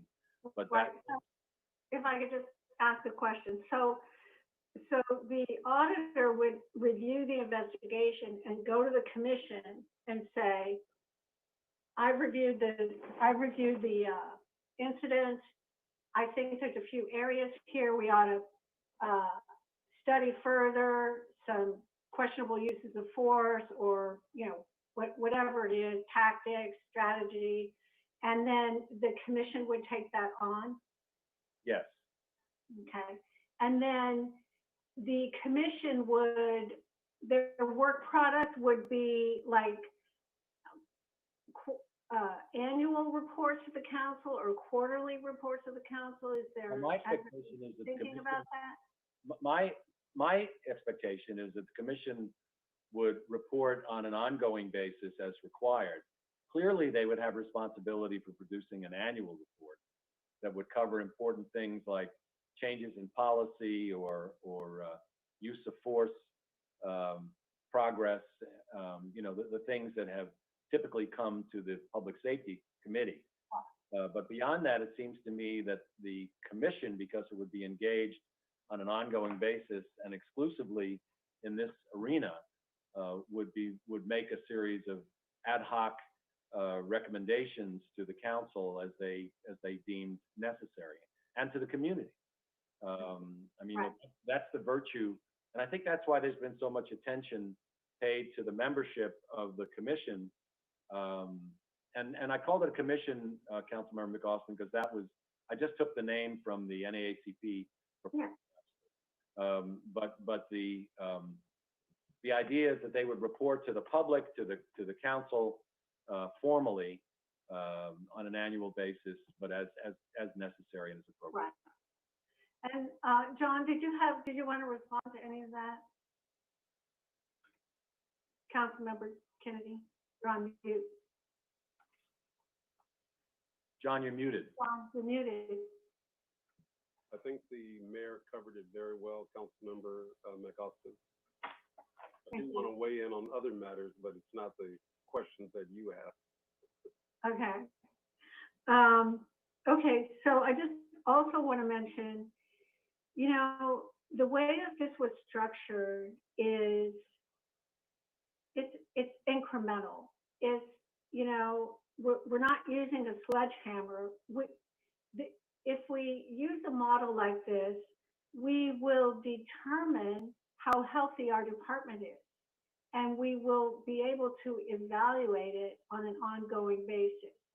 And I appreciate very much the fact that you built into it required reporting in time so that if there were to be a charter change requested, it could occur with the 2022 election. I mean, that said, we're not trying to hide anything. We want to find out what we've got. And if we're using a system that we think is you know, uncovering problems and we're able to see those problems and solve those problems, well, great, that's good. But if we think problems are deeper or need a different, you know, kind of response to those problems, it would allow us to go to the charter. But it's not overcorrecting in my mind. So I appreciate that sort of incremental change that you're recommending and that you built it right in. It's not something that would have to be decided again, it's required. It would come in a year, the final report, and it would be in plenty of time if we did want to make a charter change. So in that respect, I think it's responsive. I just want to be very mindful of the fact that what we're trying to achieve here is something for the community, where the community can have more input and more oversight and receive more information about how policing is done in Pasadena. And I think this is a path we can use to get there. Thank you, Councilmember. Councilmember Masuda, thank you for being so patient. Thank you, Mayor. Is Chief Perez there? Councilmember Masuda, no, the chief is not here today. Is Chief Moody there? I'm not sure if she's able to chime in, but I would like to say that, you know, this is really a policy matter for the council to decide. The staff, myself, and the chief will take whatever direction that the council determines. I don't think it really appropriate to put the chief or the deputy chief on the spot. The council makes the policies and the staff executes them. Okay, well, a lot of the things that the council members have said, those were a lot of my questions. I had questions about the independent auditor and the process. So right now, City Manager, I have questions for you then. Sure, and I can speak to how it's worked with the use of independent auditors. So let's use, the latest example was the report on the death of Reginald Thomas Jr. I'm sorry, Mayor. Steve, I don't think Councilmember Masuda's had a chance to pose his question. Oh, I'm sorry. No. I thought he wanted me to expand on it. That was going to be one of the questions before people were already asking. So I do want to say that I appreciate the chief and you, Mr. Mermel, for denouncing the actions of the 4 officers in Minneapolis for the killing of George Floyd. and for the continued support for peaceful demonstrations. I really appreciate that. So the chief has made quite a few improvements and changes and on de-escalation and the use of force. And they had a lot of great outcomes. Can you talk about that, Steve? Sure, Councilmember Masuda, the chief has instituted a number of changes since I appointed him as the chief. He's very progressive in this area. We've reduced categorical uses of force in some cases by more than half, kicks and punches, dramatic reduction. The chief has instituted a much more de-escalation and bias training. It's a work in progress, and the chief and his command staff will continue in this area. I think it's important, and I appreciate the comments of the council people to sort of separate the issues. The issue, as I understand it, isn't that we have a problem police department that needs to be corrected. It's really a discussion that we're hearing across the country as to what extent are we going to modify the modes of oversight and community engagement as it relates to our police department. Whether the council proceeds in any particular direction, the chief, the deputy chief, and the commanders in the department will continue to be progressive. They'll continue to be engaged with our community. As many of us know, the chief has his own advisory committee with many of, frankly, the most ardent critics are on this. It's not a group of people that are there to tell the chief what a great job he's doing. It's a group of people that tell the chief, you have to do more, and it pushes him and it motivates him. And that's why we're making the good improvements that he's working on. So irrespective of the outcome of this or future discussions, it's my commitment, it's the chief's commitment, that our department will be progressive in the development and application of policies, working always to reduce use of force incidents and building stronger community relations. Steve, you know I was on public safety for a long time, and the question that I want to ask you and would have asked the chief is, what lessons did we learn from the Kendrick McDade shooting when dispatch told the officers that McDade had a gun? Councilmember Masuda, I would just say for every incident, there's lessons to be learned. And there was an independent review of that report, and the police department responded to the recommendations of the external auditors. In every certain circumstances, our officers go into situations with limited information. And so we learned from those. Even our most recent incident that was officer-involved shooting, there's takeaways from that that can improve tactics and training. So that's part of the continuous education within the department. For every event, we can learn something, and that's the key. Unfortunately, from time to time, there are tragic events that involve the loss of life, and the one thing we can't do is bring people back. This is a question that I'm sure Councilmember Kennedy would be asking, and that would be about diversity. And regarding diversity in the Pasadena Police Department, tell me, tell us about the leadership of women, of African Americans, Latinos, and other diversity ratios in the police department. And how does that compare to other departments, police departments in the nation? Sure, Councilmember Masuda, I apologize, I don't have the statistics in front of me, but I do know that the department was recognized not that long ago for being one of the most diverse police departments in the nation. Cheryl Moody is the first female African-American deputy chief. We have quite a lot of women in the department. It's a very diverse department. And again, our commitment to promoting diversity and ensuring that all segments of our society is represented on our police force is second to none. The chief makes a point of bringing new recruits to the Public Safety Committee. many of whom have a direct connection back to Pasadena. It's important that we hire people who know our community, ideally live in our community, or certainly spend a lot of time in our community. I'll send out in the newsletter what our statistics are, but we are a very diverse department. When you see protesting and demands for defunding the police departments in the country, and to have a police oversight commission in Pasadena, Steve, what do you think the mood is of our officers? I've spent a lot of time with our officers, particularly during the times of civil unrest. I'm exceptionally proud of how our chief and our officers comported themselves. We saw in the news in other cities these scrimmage lines with police officers facing off against citizens, and irrespective of how people's political views may fall, it's not a good look in a lot of instances.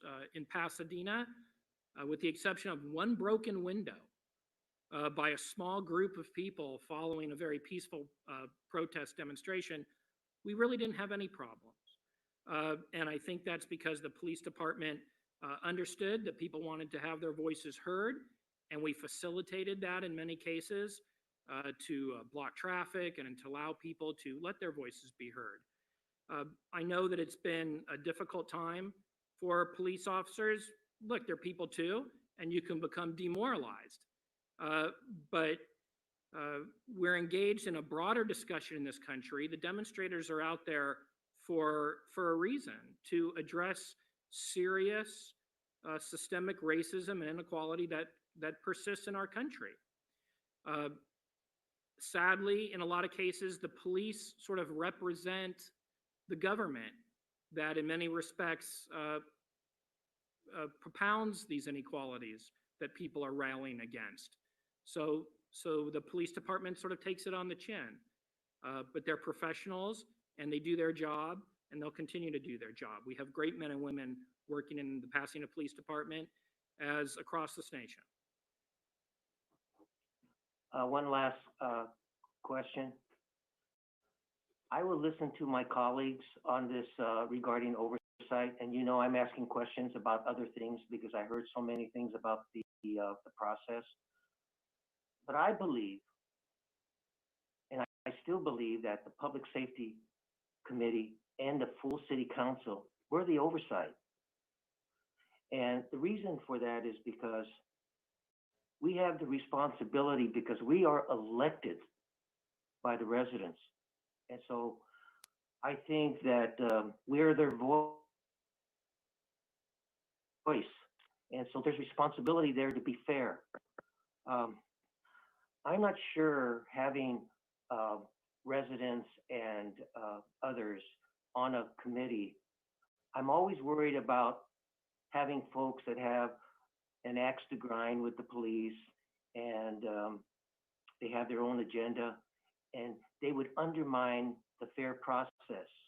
So, but I will listen to what the council says and be open-minded to all this, but I'm concerned.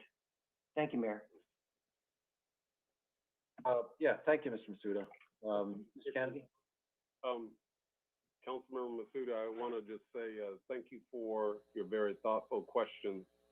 I take them all to heart, and I really appreciate how you've looked at this and the stance that you're taking, that you're willing to at least consider. I also wanted to share with you that Police Chief John Perez also sits on a body in his own community that provides civilian oversight. So he is familiar with the possibility of additional oversight. That's to say that we have to have it. I'm just saying that our police chief is unique in that he sits on the body in his own community. I read that, John. Thank you. You're welcome. All right, everybody's had, Vice Mayor? Yeah, I was appreciative of everybody's perspective and hearing the full city council and their thoughts on oversight. I do want to, say that, I think that a lot of the times we look at this, and the reason why this is coming to us is because of what happened to Mr. Floyd. And I think that we have to also put things in perspective and say that we're not an isolated city to any event like that happening. And I'm not saying that Mr. Floyd happened in the city of Pasadena, but what I am saying is that there have been community members after Kendrick McDade, after Mr. Barnes, after Reginald Thomas, after Mr. Blue, that have asked for this over and over again. And they've asked for the same exact, actually they asked for what is being proposed today. The thing that has changed is the fact that there has been studies and data on what oversight looks like in the county of Los Angeles. There's tons of articles and writings of what the first 2 years the county was going through and how hard it was for them to actually get documentation, in the full gamut of things until they actually had until the county supervisors actually gave their oversight some more teeth. And I think that's the reason why people have been asking, as you look at all the emails, I don't know how many emails we received today. I mean, the gamut and people that I talked to in the market that have said, we just want real meaningful change here in Pasadena and not, what we could have gotten 5 years ago. I'd have been all over this and said, hey, I fully support this, because in hindsight, or 4 years ago, in hindsight, things are 50 bit.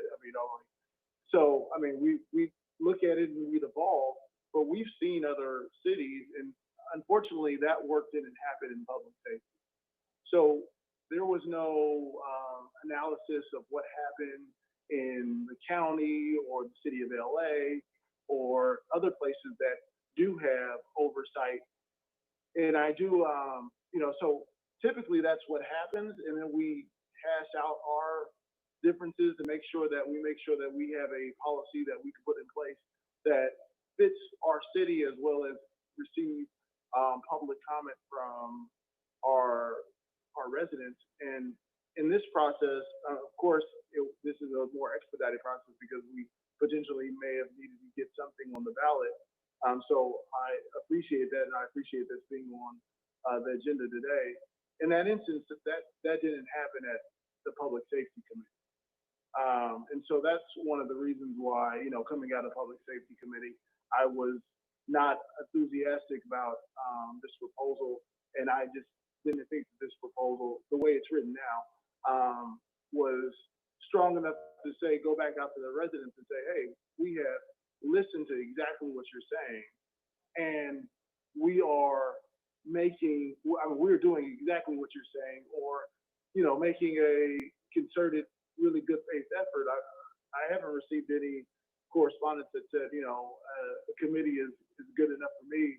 I've received correspondence that said, we want meaningful commitment, and we don't want, actually, one of the biggest things is we don't want this person to be hired by the same person who hires the police chief. And that is one of the biggest and most legitimate concerns from the residents. As far as, who's on the committee and how many people are on the committee, I think that piece of it is, I'm 100% here to, hash that out, and I'm neither here nor there with that piece of it. But without that individual who's actually looking into this department having real teeth, it kind of falls flat for me. And so, I don't want to recreate the wheel. I think that there are so many cities around us that you can look at and say, hey, this is what the city's doing. And our residents have actually brought examples to us. They've brought examples of what Portland is going through and how the Portland Commission is saying, without subpoena power, without actually, this auditor, or whatever we're going to call this person, I don't know, I'm just trying to figure out a name for whoever this hypothetical person could be. This auditor, without them having actual authority, it's been pointless. And so when I saw this agenda item and read the proposal, my opinion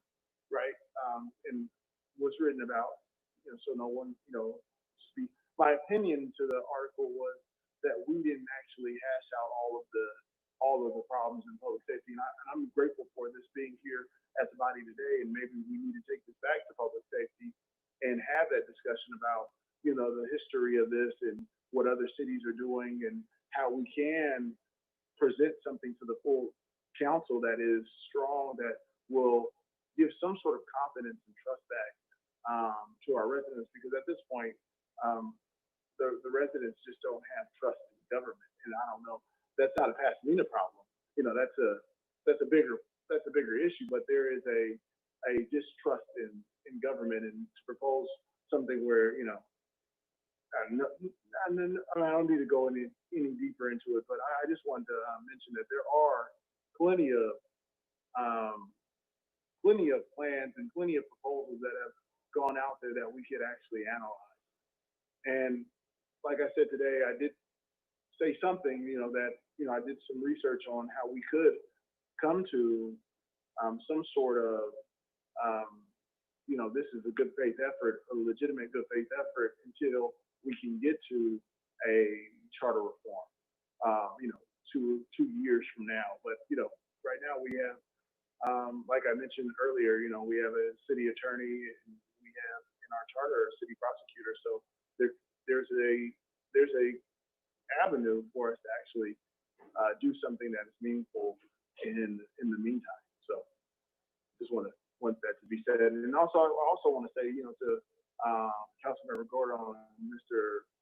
Tornick and Mayor Tornick, Mayor Tornick, that, this is not for me, I know that there are people that see this as some political, everybody's campaigning on this.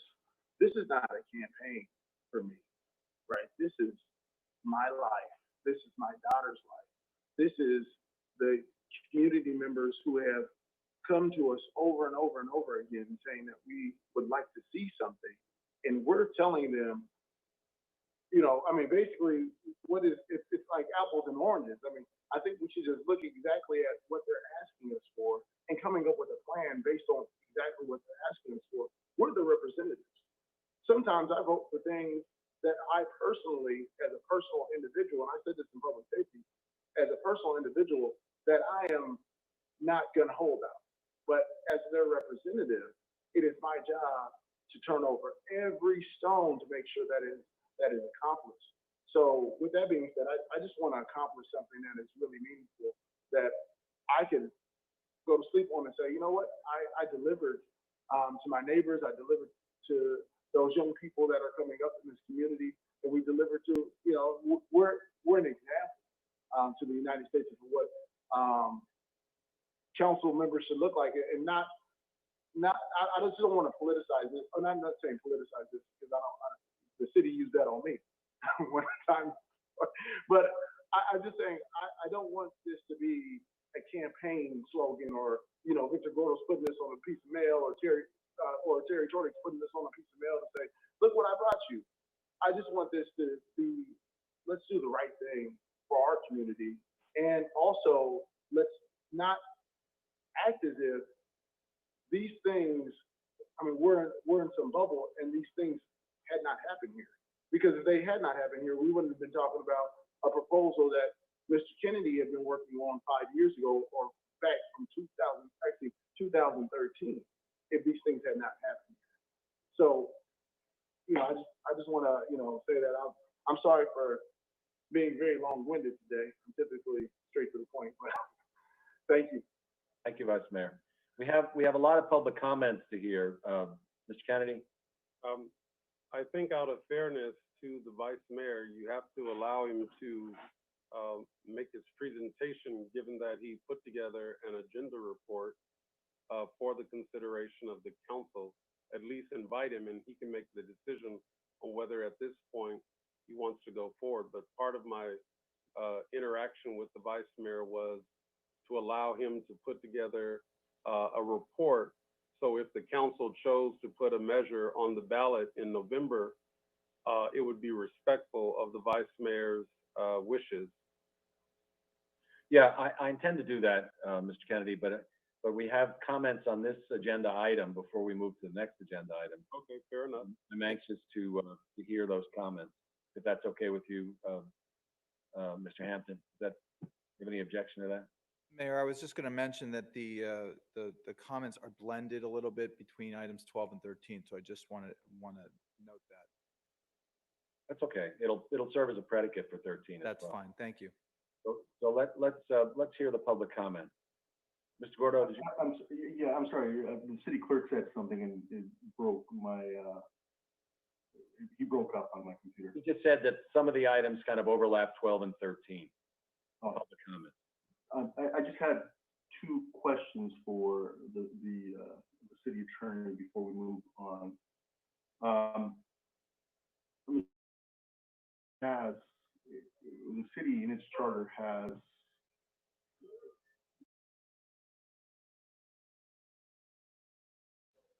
subpoena power, right? The council does have subpoena power right now in the charter. Yes. The council also has the right to compel sworn testimony, correct? Yes. And so, just to be clear, what I'm talking about is having an inspector general that in the areas of policing,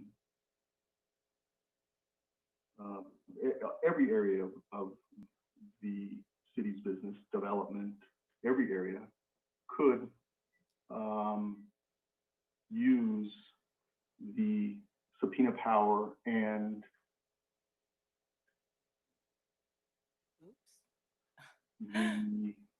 could the council exercise, Michelle?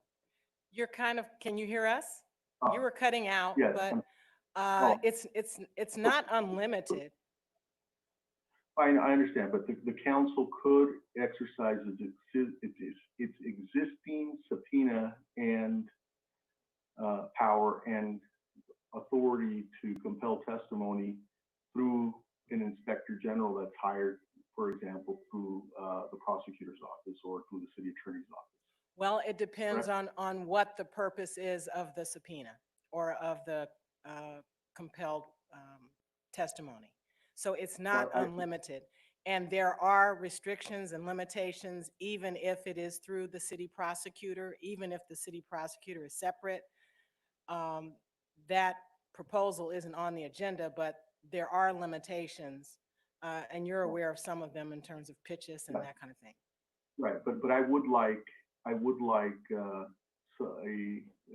clear, for the council to have, and the community to have a clear understanding of what we can do under our existing charter. And if we have the right to subpoena and we have the right to compel testimony, the council should understand that. And, you know, in the area of development, in the area of any city practice or policy is, the integrity of it is questioned. We have those rights already, and I'd like the city attorney's office to clarify that issue, where we do and where we don't have the authority, and could we exercise it through an inspector general that reports directly to the city that's hired by the city attorney's office. And again, there are limitations. I understand, but I'm not clear if if the council is asking for that as a direction to return on a particular agenda item, or as part of this discussion, I'm requesting it. Just like that's my point about, you know, individual members of the council going off and bringing back proposals. So I'm asking that we include as part of our discussion a clear understanding of the city's charter and the rights and authorities that exist now for the city council to exercise, including subpoena power and compel testimony for every area. I'm sorry, you're muted here. Thanks. I'm having, I mean, I have to just say that this issue of police oversight and sort of threading the needle in terms of having the oversight be meaningful and having the audit function be independent is so complicated and fraught already. And I think the vice mayor's suggestion that perhaps we have a vehicle in the city prosecutor's office to enable that to be more effective and to achieve some of the community objectives of independence of the city manager, I think that's worthy of investigation. I think it's important and it's part of this discussion. You're now taking that and exploding it over the whole city government in terms of having an Uber inspector general, not just on the police function, but on every aspect of city government, which is so divergent from the already complicated discussion that we're having. I don't object to having that as a discussion item, but I don't think you can sort of expand this discussion and morph it into that discussion. I mean, I think if we test this idea, I think there's value in testing the idea that the vice mayor has put on the table of seeing if there's some way to thread that needle in terms of being able to use existing charter authority in this realm of public safety oversight. I value that. I think that's appropriate, and I'm anxious to have that brought back. But I'm resisting the idea of taking that and somehow expanding it into this much larger discussion. And in terms of individual council member attention, please remember, although there were only 2 council members that wrote this proposal, it was 3 votes on the Public Safety Committee that wanted to bring this forward to the council as a whole. This was not hijacked by 1 or 2 members to advance an agenda. It was done correctly through the committee meeting system, and there were at least 3 members of the committee that felt it was appropriate to bring it to the council, and that's what we did. We very frequently, I mean, committees will frequently bring items to the council that don't have a majority endorsement by the committee. It's happened for MedTech and it's happened elsewhere as well. So I think the representation that somehow this was just sort of a couple of us getting together and throwing some ideas at the council is not fair. And we need to be careful. The agenda lists subjects related to Police Oversight Commission or a charter amendment related to police oversight. So we have to be careful in expanding this agenda discussion beyond that. Michelle, what I'm asking for is a clear, if we were to hire, and limited to policing for the purpose of this discussion, if we were to hire an inspector general, and we can determine the scope later, but let's limit it to policing. If we were to hire an inspector general to report directly to the city council, or for purposes of the discussion to the city council, and ultimately provide public reports to the chief's advisory group, for example. What I want to know is, could we exercise the council's subpoena authority and right to compel testimony through that inspector general? And again, we'll limit it just to policing for the moment. Could we do that? Okay, and that's where I was saying there are limitations. And that's what I don't understand, and I'd like a full report on that. As a part of Okay, this as an agenda item? No, when this matter comes back. Yeah, I think that's what Tyrone's already put on the table, and I think it's a great idea. We should investigate that and determine what the viability of that is. I think we're all in agreement there. And so I'd like a full report on that. And then whether we take it to, what I consider to be the responsible, transparent thing and apply it to every area, that's a different discussion. And we can have that then. Great. Okay, let's have the public testimony. Okay, Mayor, just to summarize, the correspondence received, the city clerk's office received 102 letters of correspondence expressing support for establishing a community police oversight commission, with several letters also stating the need for the commission to be granted subpoena and binding disciplinary powers, and 1 letter suggesting that an independent auditor be appointed to oversee procurement of police equipment, justification for, training on, and policies related to use of force. Can you hear me okay? Good. And another letter recommending that unarmed specialists as opposed to police officers be appointed to address homeless and traffic enforcement related matters. There was one letter received in opposition to creating a community police oversight commission. And there was 4 letters expressing concern regarding the proposed structure, highlighting the need to amend the city charter to create effective community oversight with subpoena power and enforceable disciplinary roles. We have about 50 public comments to read aloud. Actually, I think it's a little over 60, but 15 of them are very, very similar, and we'll try and summarize those together. So I'll just start reading. Nikela Schlanger, Pasadena. I am a Pasadena resident, mother, graduate student, and mental health worker. I'm asking that the Pasadena City Council amend the city charter to create a police oversight body consisting of an independent auditor and selected community members with subpoena power and an enforceable disciplinary role.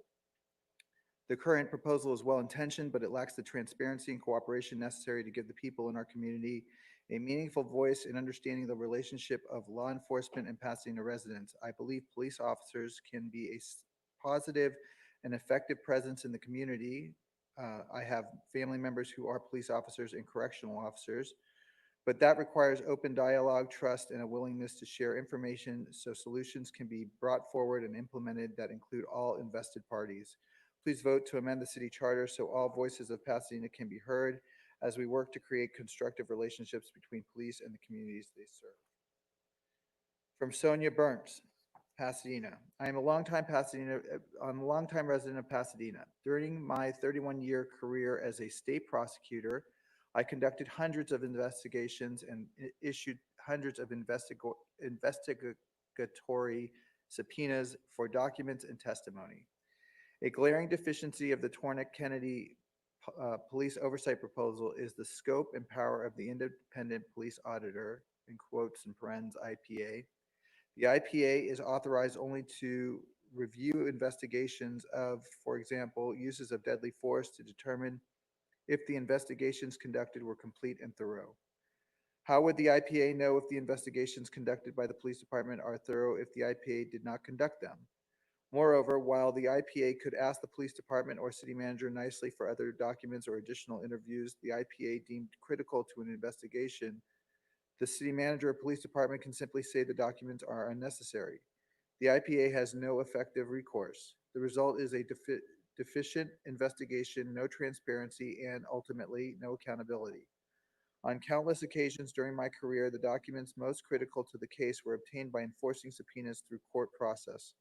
There is no adequate police oversight without the ability of the IPA to conduct independent investigations and issue and enforce subpoenas. Thank you.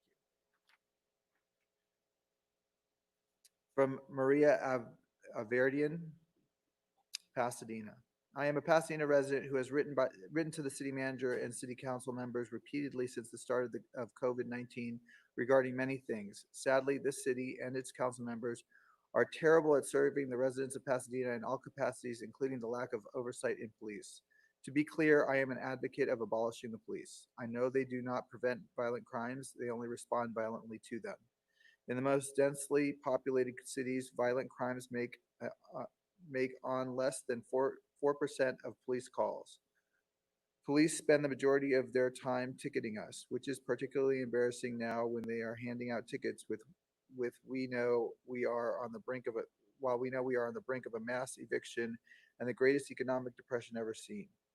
For now, you make amends to establish an oversight committee, and as the nation continues to defund and regulate police, take back community funding and find ways to provide ourselves with all the services you are lacking to provide us. I look forward to the abolishment of the Pasadena Police Department. From Rio Glacie. I'm a resident of District 7. Today, I call upon the Pasadena City Council to amend the city charter to create a civilian-based police oversight commission consisting of an independent auditor and representative community members who are granted subpoena and binding disciplinary powers and report to the city council. Please do not accept the proposed structure for this commission. The proposal calling for only 3 out of the 13 commission appointments to come from the community at large defeats the purpose. Effective civilian oversight has the potential to hold the Pasadena Police Department accountable, aid in the appropriate disciplining of officers who violate laws, increase transparency, increase public safety, and build trust. The current proposal is unacceptable as it doesn't grant any meaningful power to our communities, which council members have been elected to serve. Our community deserves better, and particularly our neighbors of color deserve better. In this historical moment, our elected officials must do everything necessary to eradicate police injustice.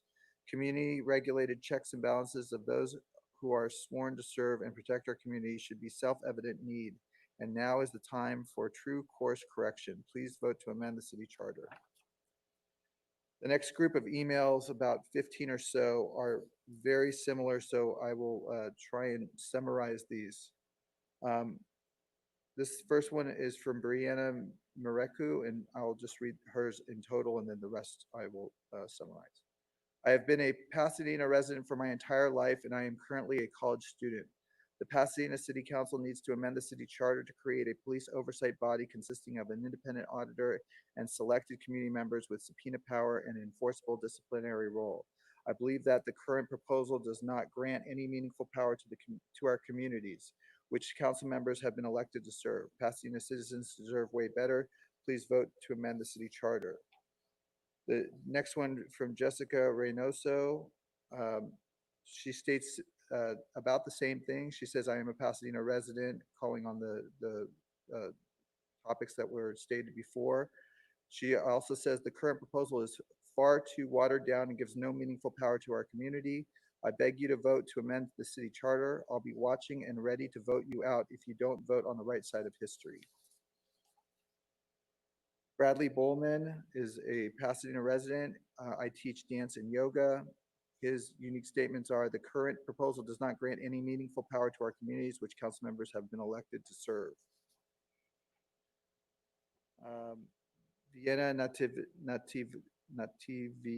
Natividad is from Pasadena. I'm a Pasadena resident for the past 5 years, 33 years old. Along with what has been stated before, she says the current proposal does not grant any meaningful power to our citizens. This is what the people want, and it grants us a feeling of security and stability. Our city should be leading the way on these changes to police oversight. Please vote to amend the city charter. Vincent Apostle has basically the same message and says, I am a Pasadena resident, a person of color, business owner, and entrepreneur, and also advocates for the independent auditor and the subpoena power and enforceable disciplinary role as part of the charter amendment. Gianna Q from Pasadena. I'm a Pasadena resident, homeowner, and parent. She advocates among along the same lines, a committee full of politicians, and the police chief is not independent of unbiased, and she advocates for a independent oversight with an independent auditor and enforcing disciplinary roles. Catherine O'Neill Peterson, dear council members, I am a concerned citizen who believes that we need more oversight for the Pasadena Police Department. She also advocates the police department has a long history of protecting its own, and we need someone who will ensure that there is transparency and accountability. Michael Tulsky, good afternoon. I'm a Pasadena resident, student, field service technician, and Air Force veteran. He advocates for the proposal. He says the current proposal does not grant any meaningful power to our communities, which council members have been elected to serve. Pasadena citizens deserve better. Please vote to amend the city charter. And that's along the same lines as being stated. Janecki Briggs, I'm a Pasadena resident, a mother, and a teacher at Jackson Elementary School. I'll read hers in full because it's the same sentiment. I call upon Pasadena City Council to amend the city charter to create a police oversight body consisting of an independent auditor and selected community members with subpoena power and an enforceable disciplinary role. The current proposal does not grant any meaningful power to our communities, which council members have been selected to serve. Pasadena citizens deserve better. Please vote to amend the city charter. Sarah Cole, who's a Pasadena resident, mother of two, and social worker, also advocates for the same. Akina Cox, I have been a resident of Pasadena for a decade. Pasadena prides itself on being welcoming to everyone, but sadly, our police department seems not to have gotten the memo. My Black friends and neighbors have been accosted on the street, accused of crimes without any evidence. How can I look them in the eye when my tax dollars support the officers that killed Kendrick McDade and Reginald Thomas? We need to do better.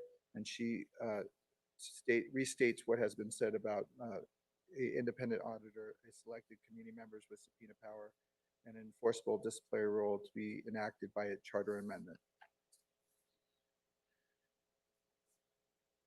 Jennifer Collins, good afternoon, council members. My name is Jennifer Collins. I am a Pasadena resident, parent, and business owner. I am calling upon amend the city charter per the Pasadena Community Bill of Rights. She's calling on this council to create a community police oversight commission comprising of city residents and a paid full-time independent police auditor. The auditor would have subpoena powers, select the commission staff, and report to the city council. The current proposal does not grant meaningful power to community members, whom our city council members have been elected to serve. Please vote to amend the city charter. And that was from Jennifer L. Collins.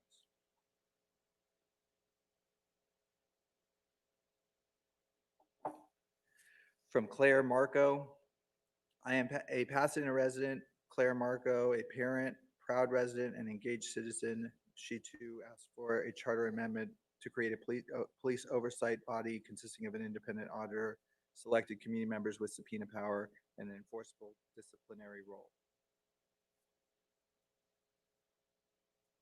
Kathleen Torres,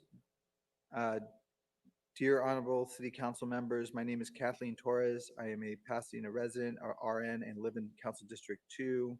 She requests community oversight with an independent auditor and as part of a charter amendment. Thank you for your support of meaningful reform now for Pasadenans. Amy Ilfrung Cook. I'm a resident of Pasadena District 3 and an attorney. She's calling for the charter amendment for police oversight with a full-time independent auditor.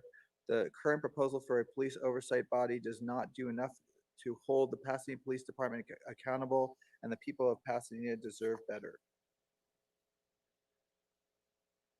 From Jeffrey Fenstermaker, I am a Pasadena resident, Emmy award-winning documentary film editor and homeowner in John Kennedy's district, who recognizes the need for community oversight of the Pasadena of our police department, and it also is calling for a charter amendment for police oversight and an independent auditor with enforceable disciplinary role. He goes on to say, Pasadena citizens deserve better. Please vote to amend the city charter. Do the right thing so that I don't have to make a documentary about the Pasadena Police Department. Oversight will happen one way or the other. Michelle Wu, I am a Pasadena resident educator. I call upon the Pasadena City Council to amend the city charter as the Community Bill of Rights asked for, endorsed by POP, CCI, COP, IMA, and CCC. I am asking you, our elected officials, to create a police oversight body consisting of an independent auditor, selected community members with subpoena power and enforceable disciplinary role. The current proposal does not grant any meaningful power to our communities, which city council members have been elected to serve. Pasadena citizens deserve better. From Margaret Starbrook, I work in Pasadena as an arts administrator and has the same statement as the one I just read. Chihuahua Liu, I am a Pasadena resident and has substantially the same comments as the one I just read.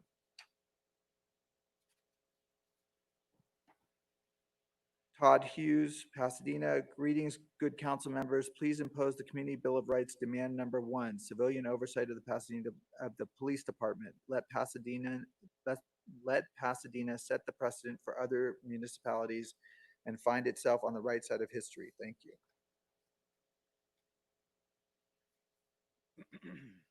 From Anthony Manusos.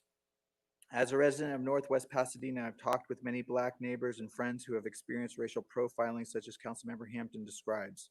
I've been saddened and outraged by the deaths of Reginald Thomas and Kendrick McDade that occurred close to my home. I therefore urge you to support a police commission with real authority and subpoena power as recommended in the June 2020 report of the U.S. Commission on Civil Rights. This report states that, quote, civilian review boards can be powerful tools in furtherance of police reform, but that to do so, they must be vested with sufficient authority, subpoena power, and the independence to have any effect. He quotes a web page. Let the voters of our city decide on whether to approve a charter amendment to make this possible. A police commission could be funded by implementing a program like Cahoots in Eugene, Oregon, that helps the mentally ill, homeless, domestic abuse victims, etc., in a way that is more cost effective and has better outcomes than sending in armed police. Reginald Thomas would probably still be alive if Pasadena had such a program. Let's truly reform our police department so it works for all citizens of our city. From Elizabeth Elder, Pasadena resident. As a Pasadena resident, I ask that you make sure there are community members on the Police Oversight Committee who are truly independent and represent that community that is being policed. Thank you, Elizabeth Elder.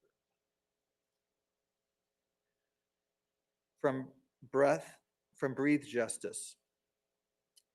When Pasadena police killed Reginald Thomas in front of his family, the family's lawsuit stated, in quotes, an unknown officer put a knee onto Mr. Thomas's neck and applied the full weight of his body onto the throat area of Mr. Thomas until he was speechless and finally lifeless, intentionally squeezing the life out of Mr. Thomas, end quote.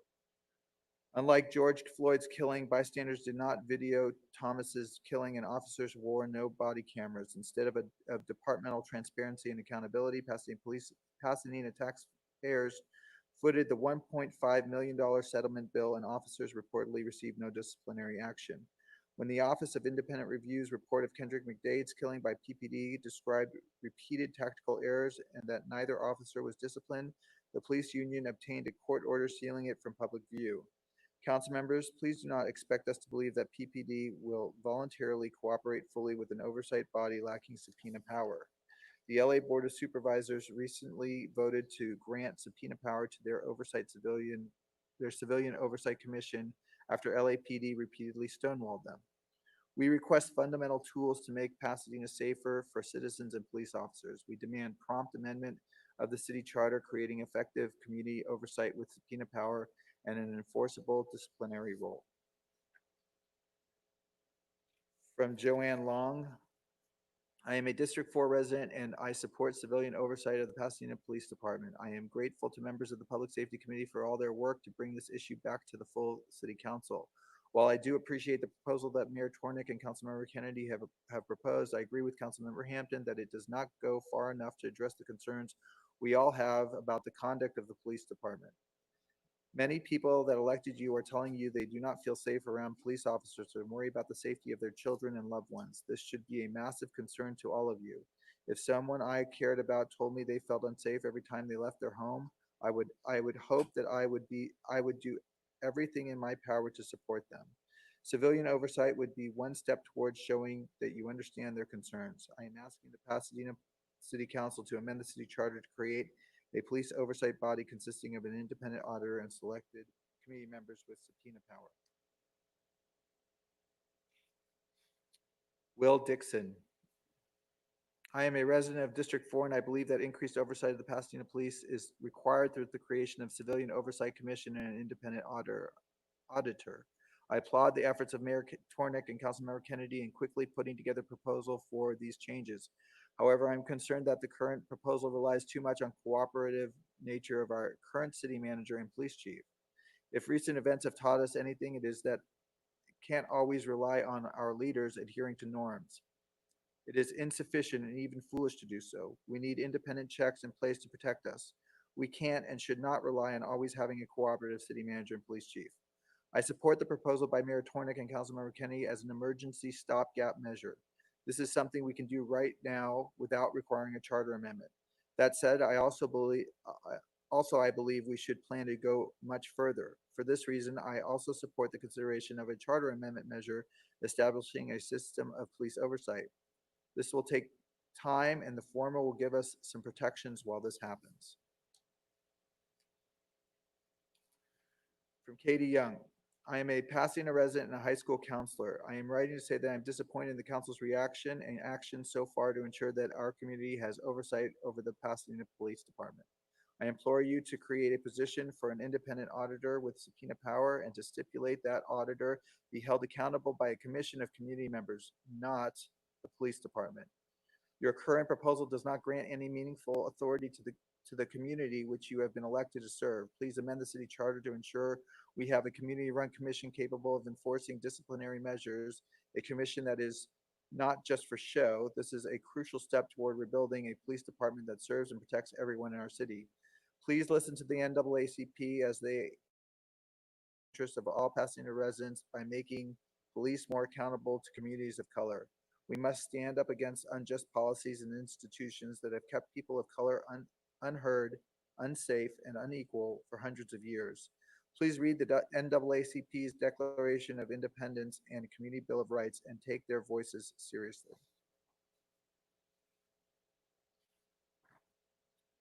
From Mary Molnar, I am a Pasadena resident, educator, and parent. I call upon the Pasadena City Council to amend the city charter as the Community Bill of Rights asked for and endorsed by POP, CCOP, IMA, and CCC.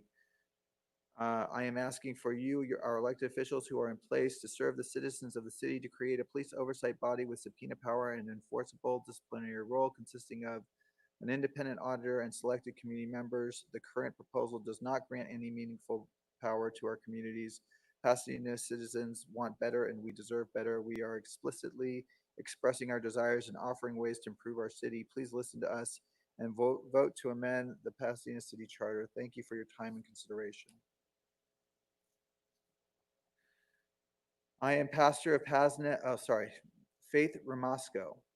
I am a pastor at Pasnaz, located in District 4. I am a member of the Clergy Community Coalition and the Racial Justice Coalition of Greater Pasadena. I call upon the Pasadena City Council to amend the city charter to create a community police oversight commission with a full-time independent auditor who has subpoena power for the sake of transparency and accountability. I ask that appointees to this commission be selected from the community and that the commission reports to the city council. The current proposal does not grant meaningful power to our communities which council members have been elected to serve. Creating a commission that cannot impose accountability serves to placate. Pasadena citizens are asking for more from their city than what is currently being put forward. Please vote to amend the city charter and impose the Pasadena Community Bill of Rights written by the NAACP and Endalon and endorsed by CCOP, CCC, and the IMA. From Topher Mathers, Pasadena. Pasadena, along with many cities across the nation, are looking at ways to regain the public's trust in the way local police departments are run. Here in Pasadena, we have our own history of police use of force, as in the case of Christopher Ballou. The residents of Pasadena and those who come here for work and recreation are watching what your next steps as our city's leaders will be. The current proposal does not grant any meaningful power to the community. The city charter must be amended to reflect the will of the people. We need a police oversight body that consists of an independent auditor, an oversight board with subpoena power, and an enforceable disciplinary role. We need to reimagine the role of what the police department is. We need to feel that our police department are our community partners. Ajo Anang, Pasadena. In 2016, the city was presented with a proposal and model that was voted down. Today, the same 76-page model is being voted on. For the past 4 years, we could have had this model with no power and would quickly have realized that it didn't work after Kendrick McDade, J.R. Thomas, and ongoing Chris Ballou, that the subpoena power that could be created by a memorandum of understanding between community, city, and police union would allow us some real dialogue for transparency and accountability. And this kind of model will need a charter change to our city, and Pasadena can vote as LA did in 2018 to start Without subpoena power, as a as all models around the country saying, without it, you have a body of people talking, saying nothing. Let's start with true reform, bargaining power for both sides. People of color are suffering. Now, 8 elected officials can be radically led can be ra- can radically lead our city into police reform, educating both sides, and any form of loss of power will be gained in community trust and growth. The model presented by Mayor does not even come close. Please vote on the side of righteousness, community transparency, accountability for Pasadena. From John Daly. I moved to Pasadena more than a decade ago for a job at Caltech. Pasadena has since become my home and not just a place I live for my job.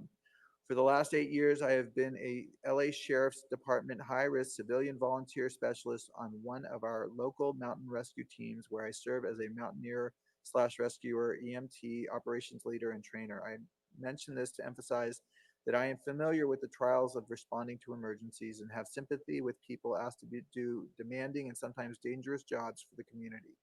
It is vital that the public trust those tasked with enforcing law, and without oversight, that trust is fragile in good times and absent in rough times.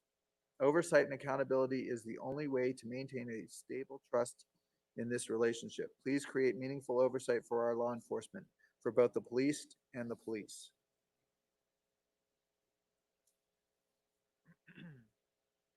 From Banaf Rahimi, Pasadena. Mayor and council, we are facing unprecedented times. There is civic unrest, and people across the nation and the residents of Pasadena are ready for a change in the way our police departments are run. While I like to believe that much of the Pasadena Police Department wants to be community partners, there is a history of unnecessary use of force, as can be seen in the case of Christopher Ballou. We need meaningful change in police oversight, and the current proposal does not grant enough power to the community. The city charter must be amended to reflect the will of the people. We need a police oversight body that consists of an independent auditor and an oversight board with subpoena power and an enforceable disciplinary role. Mohammed Taj Sar. I am a Pasadena resident and attorney at the ACLU of Southern California. The ACLU supports the Community Bill of Rights and supports its opposition to the creation of the oversight body as deliberated today. The ACLU has extensive experience analyzing or support for various forms of police accountability models across Southern California, and strongly feel the one offered today for the Pasadena community fails to embody the common sense measures needed to ensure that the body does the hard and necessary work of ensuring community control over the police department. Any competent civilian oversight body needs to be independent from the political branches of the city and independent from the police department. This proposal does not do that. Any competent civilian oversight body needs to be empowered to investigate the police department. This proposal does not provide that form of investigatory power. Any competent civilian oversight body needs to be representative of the community, particularly those segments that are historically overpoliced. This proposal does not provide that representation. For these reasons, the ACLU opposes approval of Agenda Item 12 and looks forward to Council taking up the vision of public safety advanced by the Community Bill of Rights. From Patrice Marshall McKenzie. To the Mayor and members of the City Council, my name is Patrice Marshall McKenzie, resident of Council District 4. I write to express my disappointment in the proposal for a Civilian Oversight Committee in its current iteration. I join the chorus of community members who want meaningful civilian oversight that includes representatives selected from our community, an independent auditor, subpoena power, and disciplinary recommendations that can be acted on within the scope of the law and all applicable policies. The current proposal does not respect the voice of community members. It is disingenuous that the city manager and police chief, who are city staff members, be granted the authority to appoint members to the committee. The solution to achieving true and meaningful oversight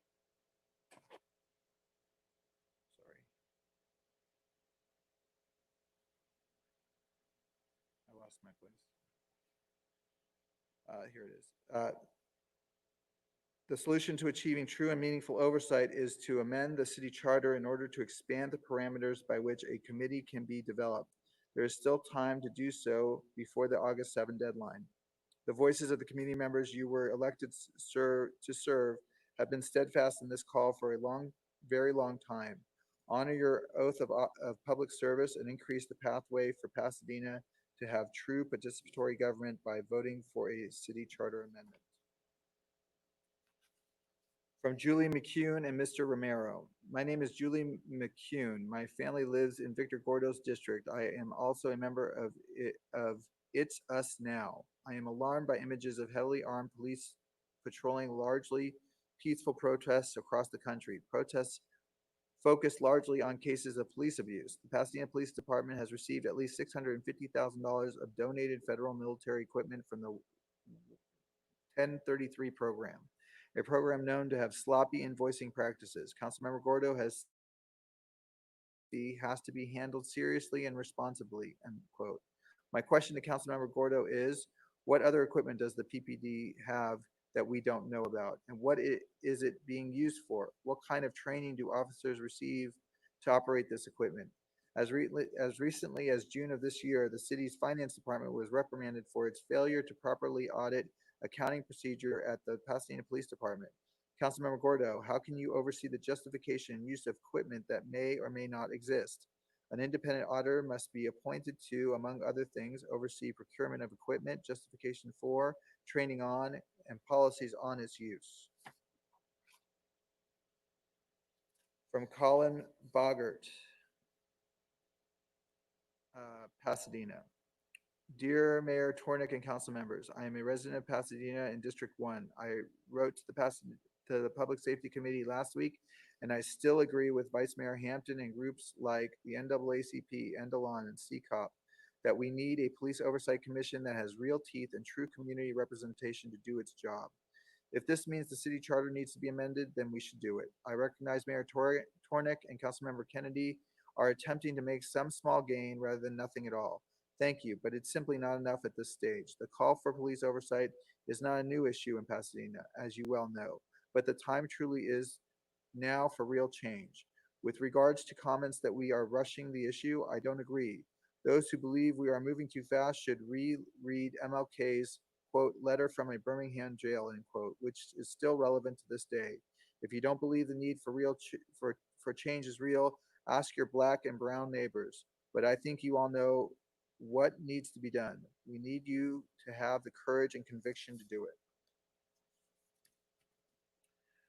From May Lee, Pasadena. I do not agree with Mayor Tornick's proposal leaving only 3 independent members of the community on this oversight commission without council appointment. This means the community will always maintain minority vote against other council appointments that will hold majority of the votes within this commission. Furthermore, the independent auditor does not have subpoena power during the course of an investigation, which maintains the lack of transparency that plagued our city. This council has been complacent in the comfort of your seats without much accountability. You can and must do better than this perpetual nepotism.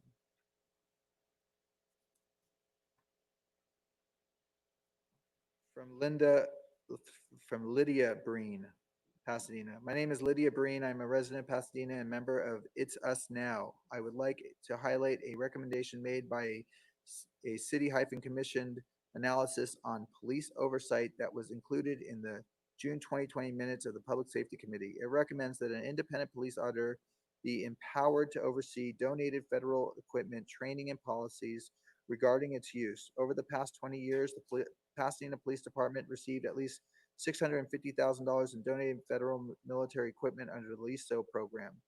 Equipment that comes largely without federal oversight. Critics of the LISO program say its lack of transparency makes community oversight difficult, if not impossible. Mayor Tornick and Councilmember Gordo believe the current oversight works. If that is the case, provide us with a report on the justification for the use of and training on federally donated military-grade equipment in this city. The overwhelming deployment of such equipment on the streets of Portland and elsewhere does not build public trust. It weakens public safety. Oversight by an independent auditor is necessary. If the city council won't do its job, we will follow up with formal requests for specific information on this equipment. Thank you. From Dan. Dear Mayor and City Council members, I urge you to vote for meaningful police oversight in the form of a commission as requested by the NAACP, CCOP, and POP, and other reforms to the Pasadena Police Department. We need a police oversight body that consists of an independent auditor and oversight board with subpoena power and an enforceable disciplinary role. Pasadena, like many other cities, has a history of problematic use of force incidents, including a traffic stop that led to the beating of Christopher Ballou. Over time, the role of a police officer has evolved far from fighting crime and enforcing the law. Police officers are required to spend their time on situations that could be better addressed by specialists in other areas. Specialists who would not carry weapons. Homelessness and traffic enforcement are two areas where we should investigate other ways to manage these problems rather than using armed officers. I know you are concerned about our city budget. Police reform is not a cure-all for our budget woes, but it could be a way to more appropriately meet the needs in our community while conserving scarce city resources. From Erica Gutierrez. I'm a Pasadena resident, business owner, teacher, and PUSD parent. It is important to stress that myself and my family are in support of the Pasadena Community Bill of Rights written by NAACP and Endelon. The proposal being put forth today is not by any means sufficient nor a step towards providing any meaningful police oversight power to Pasadena civilians. If there is nothing to hide, there is nothing to fear. However, empowering our citizens to ensure transparent policing of our city would foster trust and collaboration that can lead to more just law enforcement policies and interactions. We must be given true power to influence decisions and impose consequences for officers that violate the law and abuse their privileges. If the charter must be changed, it must be changed. This is what the majority of your constituents want. This is what is just and way overdue. What legacy will you leave behind for your children and our children?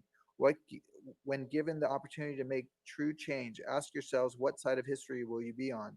Those that went with the status quo to save face, or those that were brave and justice driven? Make the history you will be proud of. From Ralph Ramolino, Pasadena. This police commission and auditor proposal is deeply flawed, half-measure that is more for show than substance. How can you have a truly independent auditor if he, she, they don't have subpoena power while at the same time report to the same person who is in charge of the police? That's a blatant conflict of interest. And as a former city commissioner, I can attest to the control that city staff exert over advisory board agendas, discussions, actions, even the number of questions they can ask. If this is the best our city can do, we need a city charter amendment to get any meaningful police department review and reform. Please reject this plan. From Susan Dembowski. I'm a resident of Council District 4. The Pasadena City Council needs to amend the city charter to create a police oversight body consisting of an independent auditor and selected community members with subpoena power and an enforceable disciplinary role. The current proposal does not grant any meaningful power to our communities which council members have been elected to serve. Pasadena citizens deserve better. Please vote to amend the city charter. Fern Hayes. I am just an old white woman who has lived in Pasadena over 49 years. I have little contact with the Pasadena Police Department. However, I read, listen, and observe, and I defer to the valued spokespersons of the community who deal with the interactions of the police and the neighborhoods daily. I support the NAACP and the National Day Labor Organizing Network's Pasadena Community Bill of Rights. They recommend a paid full-time independent police auditor with subpoena power for open, fair practice and as support of good faith to a troubled community.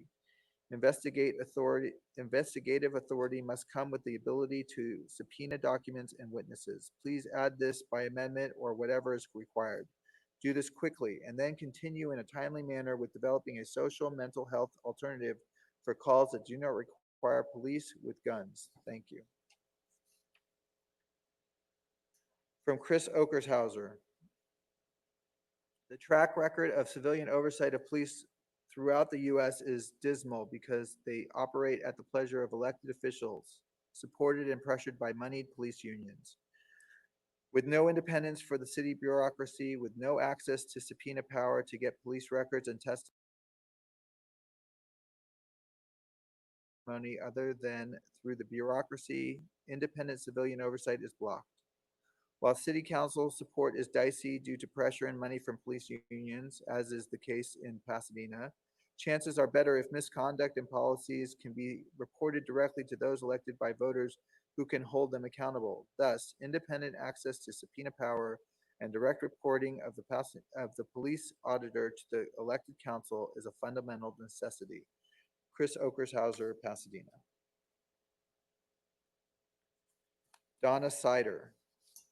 I am a longtime resident of Pasadena. Look, this is an egregious sidestep. A glaring deficiency of the Tornick-Kennedy police oversight proposal is the scope and power of the independent police auditor, IPA.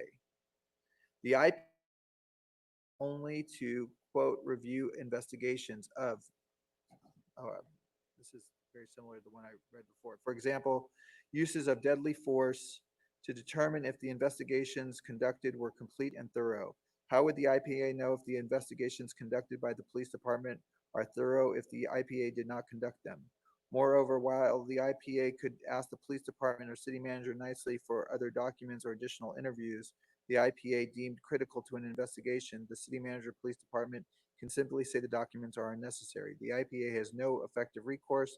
The result is a deficient investigation, no transparency, and ultimately no accountability. On countless occasions during my career, the documents most critical to the case were obtained by enforcing subpoenas through court process. There is no adequate police oversight without the ability of the IPA to conduct independent investigations and issue and enforce subpoenas. Thank you. Maya Lee Morales. I do not agree with the mayor's proposal for the Oversight Commission. We need an independent auditor with subpoena powers and public members that make up a majority of the commission, not a minority. The requirement for council members to appoint are too vague. I am a constituent of District 3. I urge the council to hear the public instead of the mayor. The young voters are watching and listening. Our voices will be heard. From David Chavez. I'm writing as a community member who has seen gross misconduct and impunity by the Pasadena Police Department, including the murder of J.R. Thomas in the 5 years that I have lived here in Pasadena. Because of my experience and my support of the Community Bill of Rights, I am in opposition to the current proposal for police oversight from the Public Safety Committee. It does not go far enough to provide independent oversight or accountability of the PPD. Without subpoena power or the ability to investigate misconduct, and instead being formed as a bureaucratic advisory body, the proposal, as Vice Mayor Hampton correctly stated, is toothless. Also, the fact that 10 of 13 seats will be chosen by council, mayor, city manager, and police chief means PPD will have 10 seats on the board, as the PPOA has donated in just the last 36 months $100,000 in campaign contributions to the local elected officials.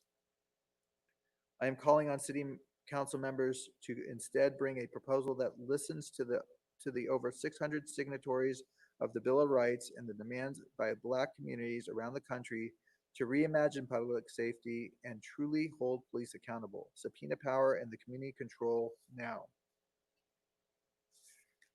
From Roger Quintanilla. I am in support of creating, from Pasadena, I am in support of creating a community police oversight commission. This is something that has been a long time coming, and now is the right time to take action. The city of Pasadena has an opportunity to bring real change to the way our police department conducts business and at the time address the legitimate concerns from communities of color about over-policing and mistreatment by officers. Taking this step is the most logical thing to do if we want to improve the relationship between police and minorities in our city. But we need to go a step further and make sure this commission is equipped with real tools, like having the power to subpoena. We can establish hundreds of different oversight commissions, but without any real ability to hold people accountable, we are limiting ourselves and this potential commission to mere gesture politics. We have seen this same tale unfold in the city of Los Angeles, and it would be foolish for us to ignore the lessons from those who have gone down this path before. Establish the commission, give them real tools to get the job done. and let's continue working for a safer, better Pasadena. From Gina Dance, Pasadena. I live in District 3 and I'm a young Latina woman. I call upon the Pasadena City Council to amend the charter to create a police oversight body consisting of an independent auditor and community members with subpoena power. The current proposal presented by Mayor Tornick and Councilmember Kennedy falls short of what residents have asked. It does not provide meaningful power to our communities, nor does it provide the necessary change. After reading public comments from my fellow residents, we will not forget how the city council voted today, especially during the next election cycle. I have seen police stop my neighbors, once deploying 4 cars and 10 plus officers on a Latino man for a suspected crime. The man was not arrested or cited. Seeing 10 guns on my street is not a sight seen in other parts of Pasadena, and that is why we need civilian oversight. This incident is not the first to happen, and if we do not change the charter, it will continue to happen. Situations like this need to be investigated, and investigating the racial biases by our police. Please vote to amend the city charter. Change is needed now. From Ryan Bell. While I am grateful that Mayor Tornick, Ryan Bell from Pasadena. While I am grateful that Mayor Tornick and Councilmember Kennedy has taken the community's demand for civilian oversight of the Pasadena Police Department seriously, the proposal currently before the City Council does not go far enough to provide independent oversight, not even close. The Coalition for Increased Civilian Oversight of Pasadena Police, CCOP, of which I am a participant, reiterates its demand for civilian oversight as presented in the Community Bill of Rights, an effort led by the NAACP of Pasadena and Endalon, and which has over 600 supporters from the community.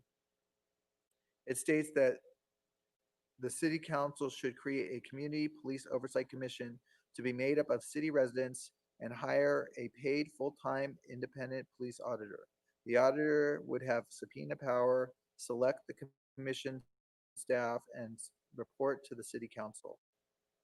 The current recommendation of the Public Safety Committee to the City Council does not meet the expectations for the transformative and institutional change called for in the Community Bill of Rights. If you pass this version of the community police oversight today, it should be clear that your work is not finished and the community will continue to fight for true independent oversight with subpoena power. From Allison Henry, Pasadena. Dear Council, thank you for your work, Mr. Tornick and Mr. Kennedy. However, the current recommendation of the Public Safety Committee to the City Council does not meet the expectations for the transformative and institutional change called for in the Community Bill of Rights. There is not enough community, non-council appointed representation. A charter amendment recognizes that the chain of accountability is in doubt by the community. The city manager is a non-elected position with a lot of power. Some members of the community want more direct accountability and power for oversight, and I am eager to hear the charter amendment discussion. Thank you. From Wesley Ruderman, Pasadena. Dear Mayor and Council, as a longtime Pasadena resident and public health advocate, I call upon the Pasadena City Council to amend the city charter to create a police oversight commission composed of community members and the position of an independent police auditor. These bodies should be granted subpoena power and play a clear, enforceable disciplinary role in the city. As requested by those those most impacted by this issue, unfortunately, the proposal as currently drafted does not include these elements and as a result should not be approved.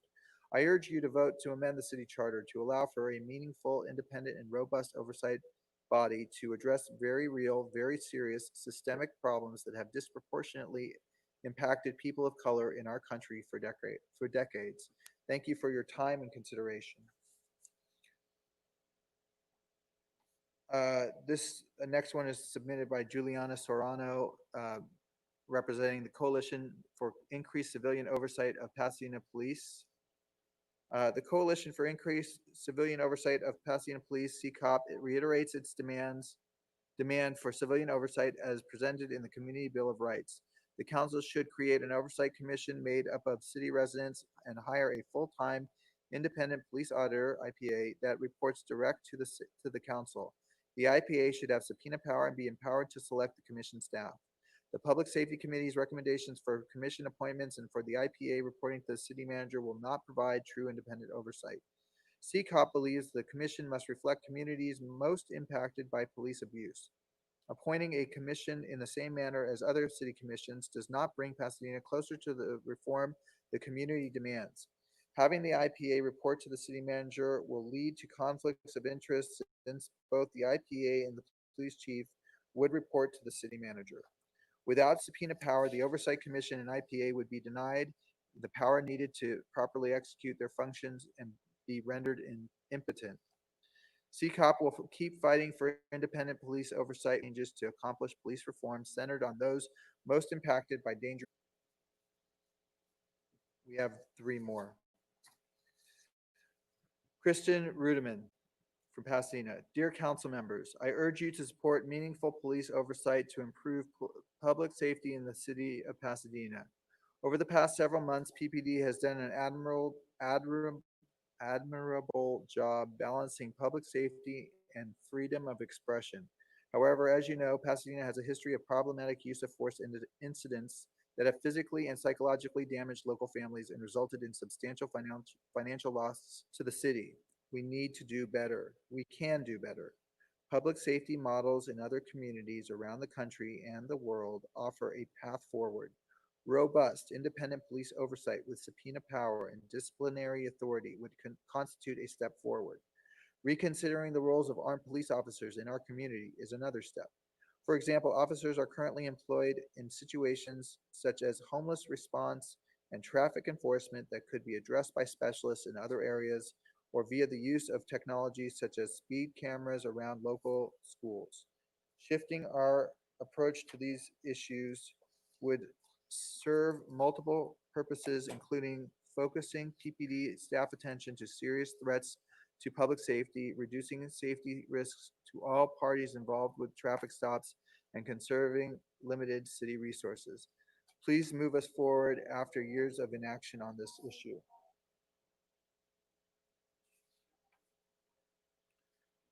From Jill Shook, Pasadena. We have a mandate for transparency. Jesus says, quote, whatever you have said in the dark will be heard in the light, and what you have whispered behind closed doors will be proclaimed on the housetop. Luke 12:3. The police have not always been transparent. We finally received an extremely redacted version of the police report after a year of many lengthy city council meetings, thousands of letters, news articles with a national spotlight, marches, and a walk the second mile parade on Palm Sunday led by Anya Slaughter, the mother of Kendrick McDade.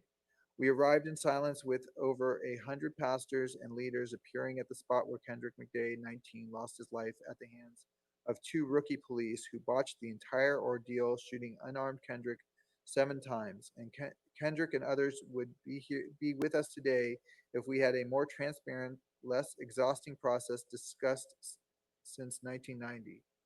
I urge the city to be truly transparent with a commission, an auditor with real authority, fully independent with subpoena power. Independence should also prevent police union donations to city council members, tempting the Public Safety Committee to support the police over the concerns of the community. From Martin Gordon. I am confused.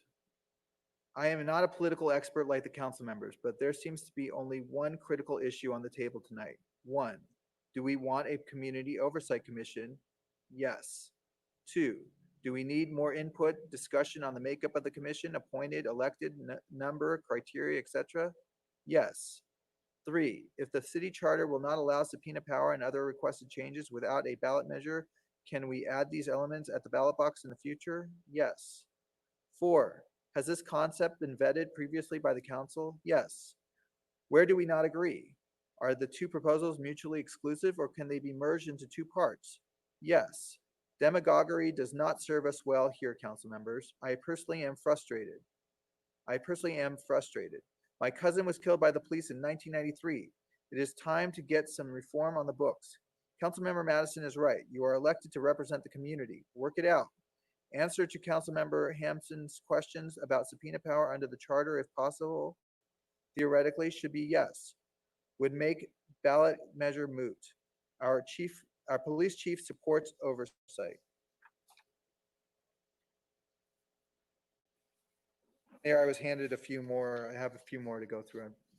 Apologies. I'll keep on going. Kristen Terry. I am a Pasadena resident parent and small business owner, I call upon the Pasadena City Council to amend the city charter. This is in the same vein, requesting independent auditor, selected community members with subpoena power and enforceable disciplinary role, and that's through a charter amendment.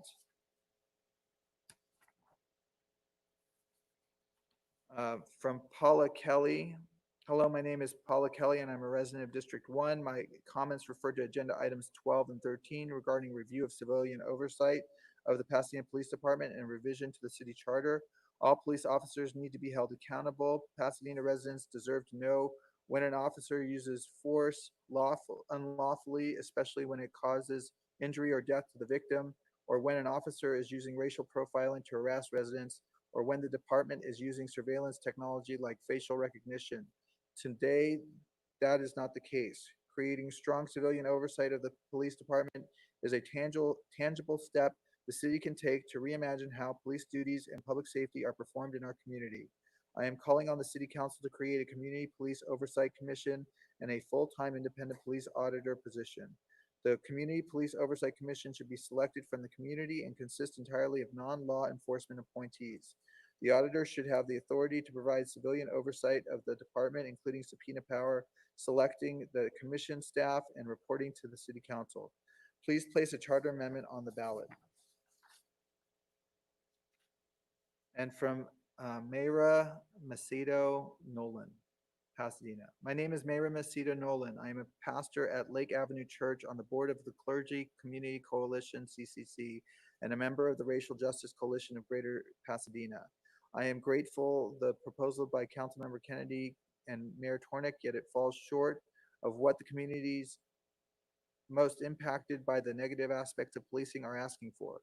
Black and brown communities are tired of the lack of will to date by the City Council to enact policy that protects the most vulnerable people in our community. The time to do this right is now, not in 2 years. We've elected you to represent us and enact the will of the people. As a faith leader, I believe it is also your responsibility to ensure that the most vulnerable among us are protected and their voices represented well.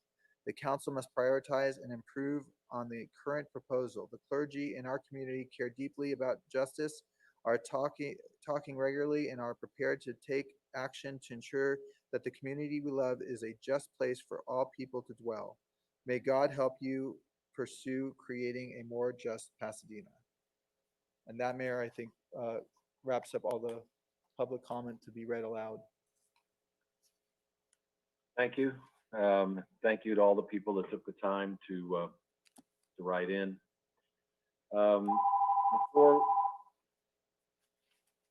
Before we go any further, I think on this item, I think I'd like to move to item 13 so we can reach some conclusions on them together. So if Councilmember, if Vice Mayor Hampton is ready to talk about 13 and the charter reform that many of these commenters have suggested, I think this would be a useful thing to move ahead with. Vice Mayor? Yes, I am prepared. No, I'm ready. My comments on my slides are very short. I believe it's 4 slides only. So, and Mr. Jomsky, did you receive my email with the slides? Yes, sir. As soon as he brings it up, there we go. So I'll move to the next slide. All right. This is just a recommendation to direct the city attorney to prepare an initiative for the vote of the people. During the public safety meeting, Councilmember Madison had mentioned, that we wanted to do something that was progressive and also, that took the sentiment of the city as a whole. And so with that being said, I want to say that there is nothing more progressive than actually sending this out to the voters. There's nothing more progressive than asking people exactly what they want for it. And the reason why this is being presented today is because we have until August 7th to actually have our city attorney draft something and that we could present to the voters, because we could only put something on a ballot, am I correct, 80 days before an election? I just have notes here. Mr. City Manager, is that, or City Attorney, is that correct? 88 days. 88 days is 88 the days. deadline for us to get it to the County Los Angeles Registrar Recorder County Clerk's Office. So we would have to take action prior to the expiration of the 88th day. And that is August 7th, correct? Yes.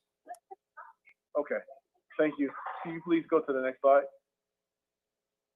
So the independent police auditor will be selected and reports to the city council. Maintains an office and provides provided approval by the city council. We would basically be the body to appoint this individual. His responsibilities would be issuing public reports and giving presentations to either the city council or a body, and that serving as an advisor, I'm sorry, no, not next slide yet. Serving as an advisory role to the chief of police, reviewing all department personnel issues, use of forces, sorry, and reviews investigations and all complaints for bias-based policing. Next slide, please. And this slide is actually kind of mute. I mean, this part we don't actually have to take to the voters. Mainly the piece of it, this framework or my bullet points. If you could go back to the previous slide, Mr. Dunsky. This is basically the framework for potential charter amendment. During public safety meeting, the reason why this is just bullet points, during public safety meetings, at that meeting, Peyton, 1 second, thank you, okay. During the public safety meeting, the request of my colleagues on public safety was to sit down with the city attorney, which was Javon Rad, and Michelle Bonarise was also on the line, and to just read all the public comments that I had received and coming up with some framework that I could present to the city council that of course we'd have discussion about and decide if we are going to make an action. Hopefully we'll make that action, or as I suggested earlier, there's another way of doing this for this independent auditor or whatever we decide as a body to call them. You know, some places call it independent auditor, some people call it an inspector general. So this is pretty much it. And I also sent a review, actually a report that is actually more in depth to all of my colleagues on the council. With that being said, I am complete with my presentation, and my ask is of the council, I would like to know if there's interest for charter reform so that we could have a new direct report directly to the council, which, as you heard in the public comment, there was a concern that it wouldn't be independent if that person reported directly to the city manager. Well, thank you, Mr. Hampton. I'm sorry, I didn't notice my camera was off the whole time. Sorry, I was looking at this report below me. That was a. Thank you, Vice Mayor. Other questions for the Vice Mayor?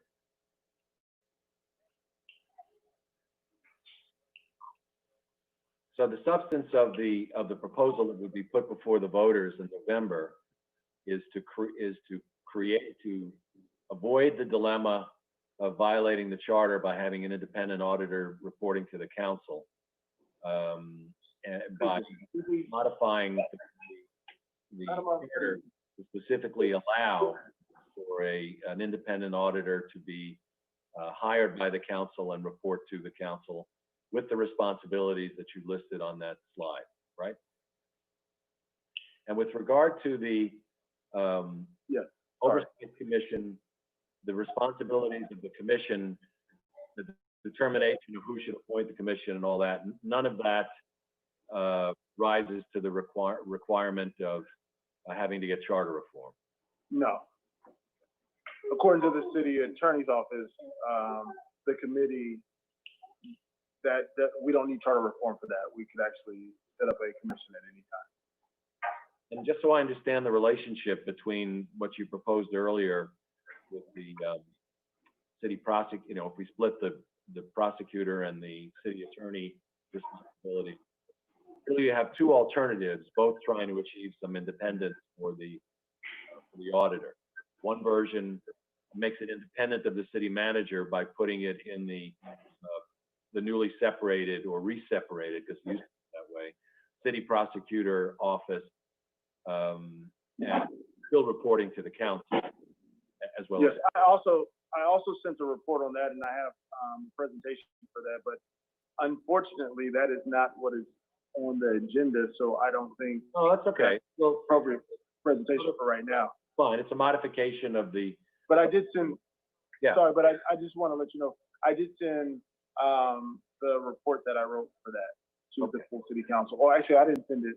I sent it to Mark Johnsky and he distributed it to. All right. The point is, I'm just trying to be sure I understand. So the way to achieve independence for this auditor, the independent auditor, is either without charter reform to put it in the city prosecutor's office, or with charter reform, if approved by the voters, to just create an independent office that would report directly to the city council. Correct. I think that's very clean. Mr. Kennedy.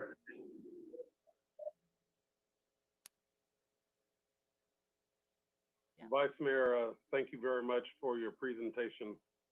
I think if you had which one would you prefer the most? The presentation that you gave related to possibly putting the independent auditor position or Inspector General in the office of the city prosecutor, or going after the charter reform. The reason I'm asking the question, in my view, based upon your comments, you were supportive with some exceptions to the proposal that the mayor and I put, but you felt that there had to be the independent auditor or inspector general position. So it seemed that one would be easier to do than the other. And when we go to the voters on such a matter, it may be more difficult to get the 50+1. So I just want to understand, which one do you think is the best route to try to drive down? Hello, can you hear me? Yes. Oh, perfect. So the reason why I presented today is I consider myself, and I'm sure that you all consider yourself this as well, I'm just a representative of people. I'm not their leader. I'm not going to tell them what they want. And so as a representative and reading the comments that have come across to me, it is my duty to present all avenues of getting to exactly where I think we can, well, I think as a council, we can actually get to. And so the charter amendment route, the reason why I'm presenting it today is, you know, it's either a good route or a bad route. I'm supportive of it because I wouldn't have asked, you know, I'm supportive of it because I'm supportive of my community, but I'm also supportive of it because I definitely would not have even been presenting anything today if I wasn't supportive of it. So, you know, I wanted to bring this route first, and if that route doesn't work out, you know, we talk about charter reform as a whole for the whole entire city, you know, put a commission together for charter reform, you know, down the line for the full charter. That's another discussion, but as it relates to police oversight, both ways work for me. And and like you said, I don't not support the way your structure is set up at all. I just that one piece, which is the auditor, the attorney general, or whatever we want to call them. I don't know. I just call them attorney general, inspector general. just that piece is the piece that, as you heard from the public comment over and over and over again, is the piece that we need true independence from, that actually has some teeth and actually has an advisory role to the chief of police that is outside of the city manager's office. Well, I appreciate your response, and it moves us, I think, in a positive direction. Thank you, Councilmember Kennedy. Mr. Wilson, and then Ms. McAustin. I think Margaret was ahead of me, Margaret, so go ahead. Thank you. Councilmember Hampton, or I'm sorry, Vice Mayor Hampton. So I just want to be. Councilmember's fine too. I'm Okay. only vice mayor for a week. So just to be clear, so thinking of what you're proposing in terms of kind of what was brought today by the Public Safety Committee, the main difference is for you going to the voters, so the auditor would report directly to the city council, be a fourth report to the city council rather than to the city manager. Is that the main difference? That is correct. And then what about subpoena power for that person? That person would have subpoena power with, well, it depends on how we go about it. So we could go through the city prosecutor's office or the city attorney's office by California state law. California state code, they would actually have subpoena. Auditor reports to the council and has subpoena power. Correct. Okay, but, okay.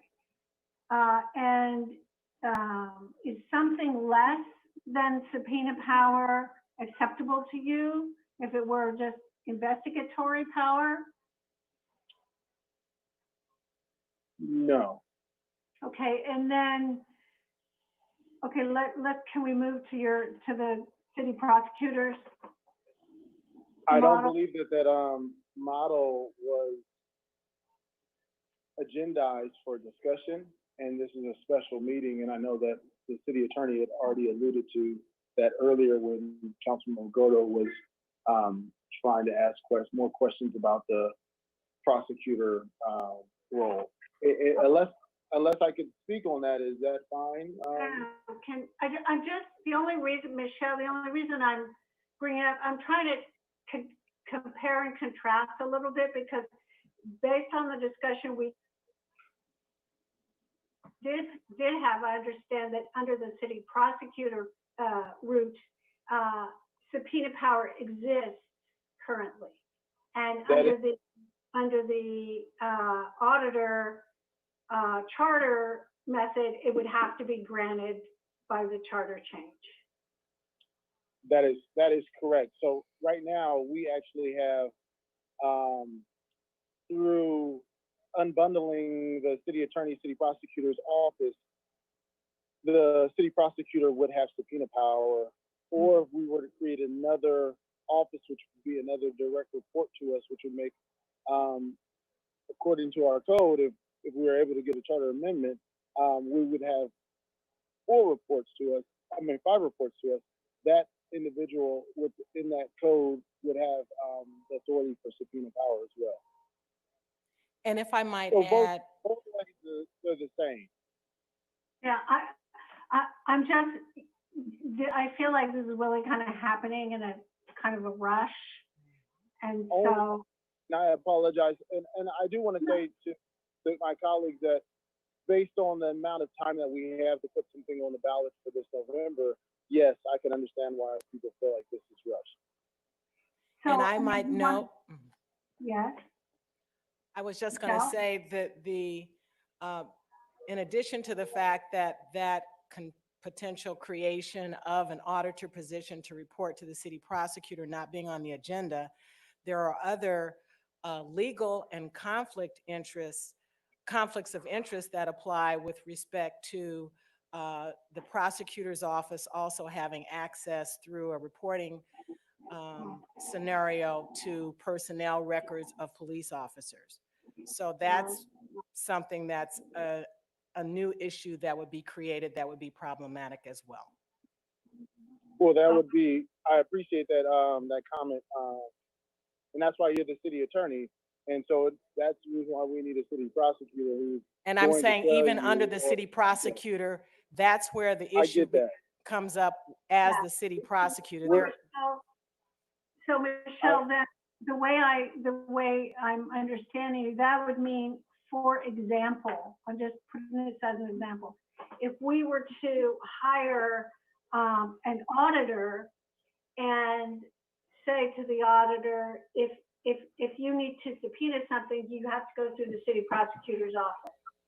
That still wouldn't work because the prosecutor would have access to the personnel records.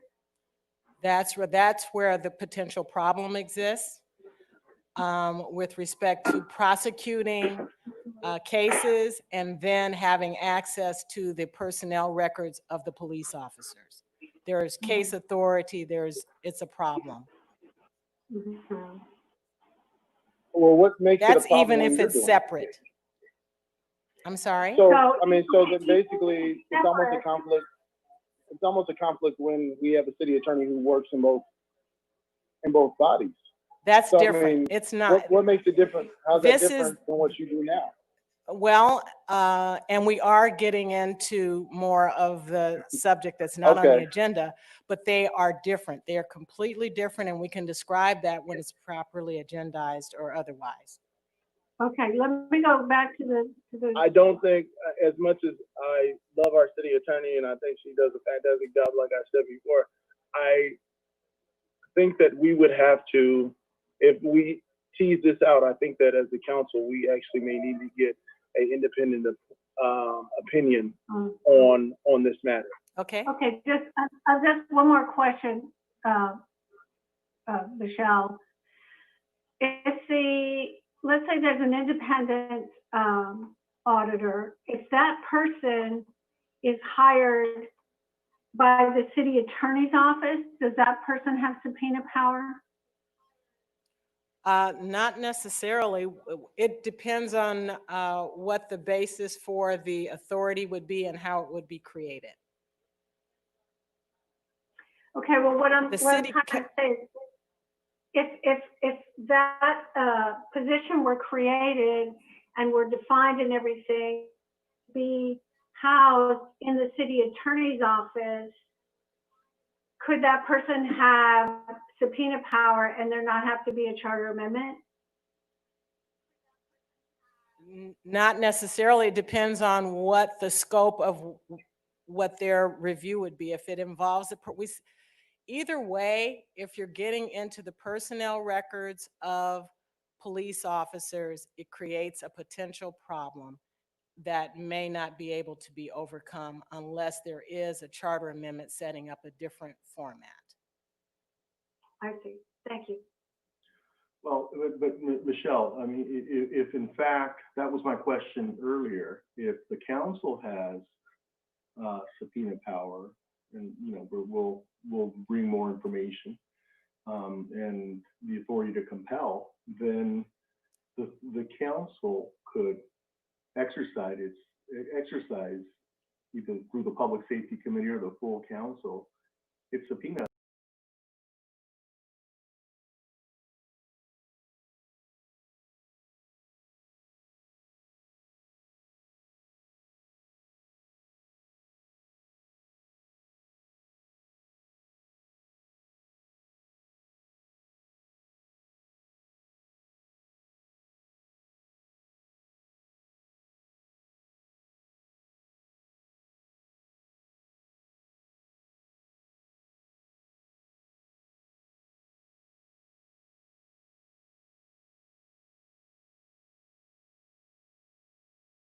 Ruth Holden and Rebecca Takahashi are our audit office in the city manager's office.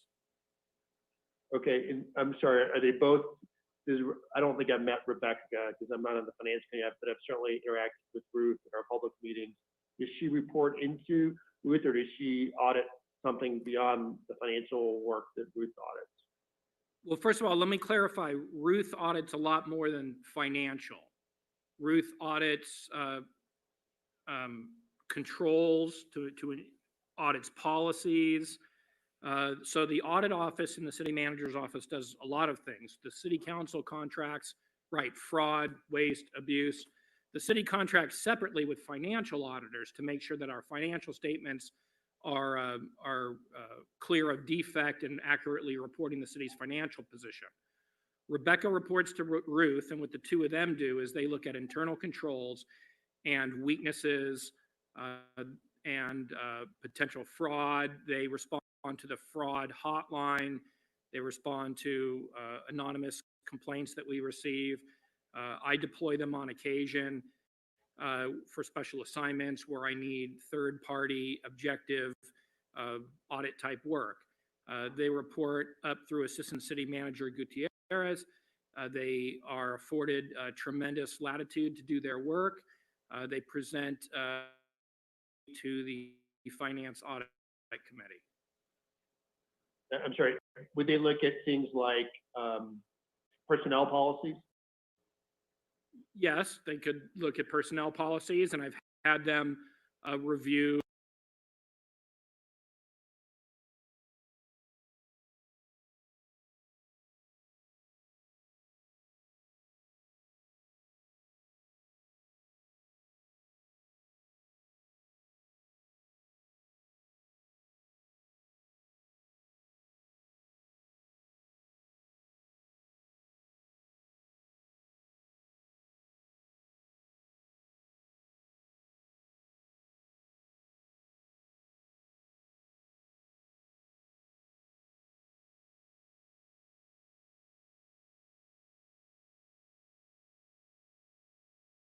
led to us having another consultant come in and do a broader consulting engagement. So no, it's far beyond financial, though a lot of what they do is financial because that's a lot of what the city does. I understand that we have separate financial independent auditors. And how do, I do understand the community's concern and I share it around the independence of auditors. And I think the vice mayor is looking at kind of, one strategy is to carve it out and remove it kind of the line of command. I'm just trying to think with the mayor's and Councilmember Kennedy's proposal, that isn't part of the proposal because I think there's some constraints in doing that. I'm trying to get some confidence because my sense is that Ruth has been very effective, and I'm not on the finance committee, but in terms of identifying issues and not getting, whitewashed through the hierarchy. Can you give us some comfort that that model is working? I think it is, but once again, I think it would be good for the public to hear how effective that is, and if they're in, I don't know if you're the best person to independently make that assessment, but I think what they're proposing here is something similar. And once again, my general sense it's been effective, but I don't know if mayor or city manager could comment about how we maintain that kind of independence despite the fact that there is kind of a hierarchical reporting relationship. Well, Councilmember Wilson, I would say this, all of Ruth's audit reports are available publicly on our city's website. So I would invite anyone who's interested in her work to go look at that. I suppose the only other thing I would add is fundamentally, it's ultimately going to come down to having staff, whether it's staff that works for me, whether it's me personally, whether it's your city attorney or the city prosecutor or people who work there. Either we have a system in place that makes it clear who has what responsibility and people are held accountable for doing their jobs. Oftentimes there's a tendency that people want to come up with a structure that they think will improve accountability or responsibility. I would be concerned about one that makes it unclear who's responsible and who's accountable. If I'm not doing a good job, I would expect that the council would make it clear to me, and ultimately, if you felt that you needed to make a change, you'd make a change. That would be the right thing to do. So we have a system of accountability. I understand the desire to have greater community engagement and involvement in police department policies and to have greater visibility as it relates to critical incidents. And something like a police commission can achieve those things. And if the council feels it's appropriate, then they should move that direction. You know, whether to have an independent auditor that somehow is over in the prosecutor's office, but the police chief works for me, it starts to get a little complicated, but it's early in the discussion, so I don't really see all the contours of it yet, and hopefully it will evolve and become more clear if that's the direction the council wants to pursue. I don't know if I was responsive to your question, so I'll stop. Eddie, let me have a whack at this, because part of the reason that I felt so confident in referencing, I mean, initially, all I was working toward was the community oversight activity. And then I was convinced that it was useful to we really needed to have some expertise that had some measure of independence.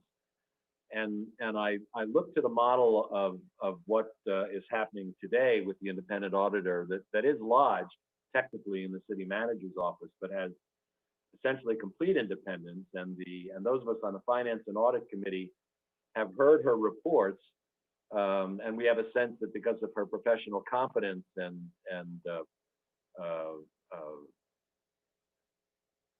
desire to behave in a professional way and in an ethical way, presents completely independent reports to the Finance Audit Committee and ultimately to the City Council. And I felt that was a good model. What the Vice Mayor is striving for, and what the comments that we've gotten, a lot of these comments that we've gotten from the public says, it doesn't, you know, inherently the optics of having the auditor lodged in the same office, in the city manager's office, being a city manager report in terms of the table of organization, makes it impossible to have confidence that that will really be independent enough. So the Vice Mayor has come up with some interesting, I think, and clever way of trying to get past that liability by, on the one hand, creating the putting it in the prosecutor's office by separating that out, or doing it through a charter amendment by putting it entirely separate, but having a report directly to the City Council. The dilemma is, regardless of any of these constructs, I think, and we'll see because we'll get public reaction to this now, is that there are those that say that even if that the City Council can't be trusted. I mean, the City Council, even though we're elected and have the ultimate responsibility for hiring and firing the manager, that unless this whole kind of police audit function, whether it's the citizen component or the auditor component, if it ultimately winds up still being within the purview of the council, if it isn't completely outside, it's going to be subject to the same sort of insider baseball. So no matter how you try to insulate the function from the existing setup, you can't pull it enough apart. And that's why there was an earlier proposal. One of the 600 emails suggested that, actually more than one, suggested that the citizen oversight activity should be separately elected.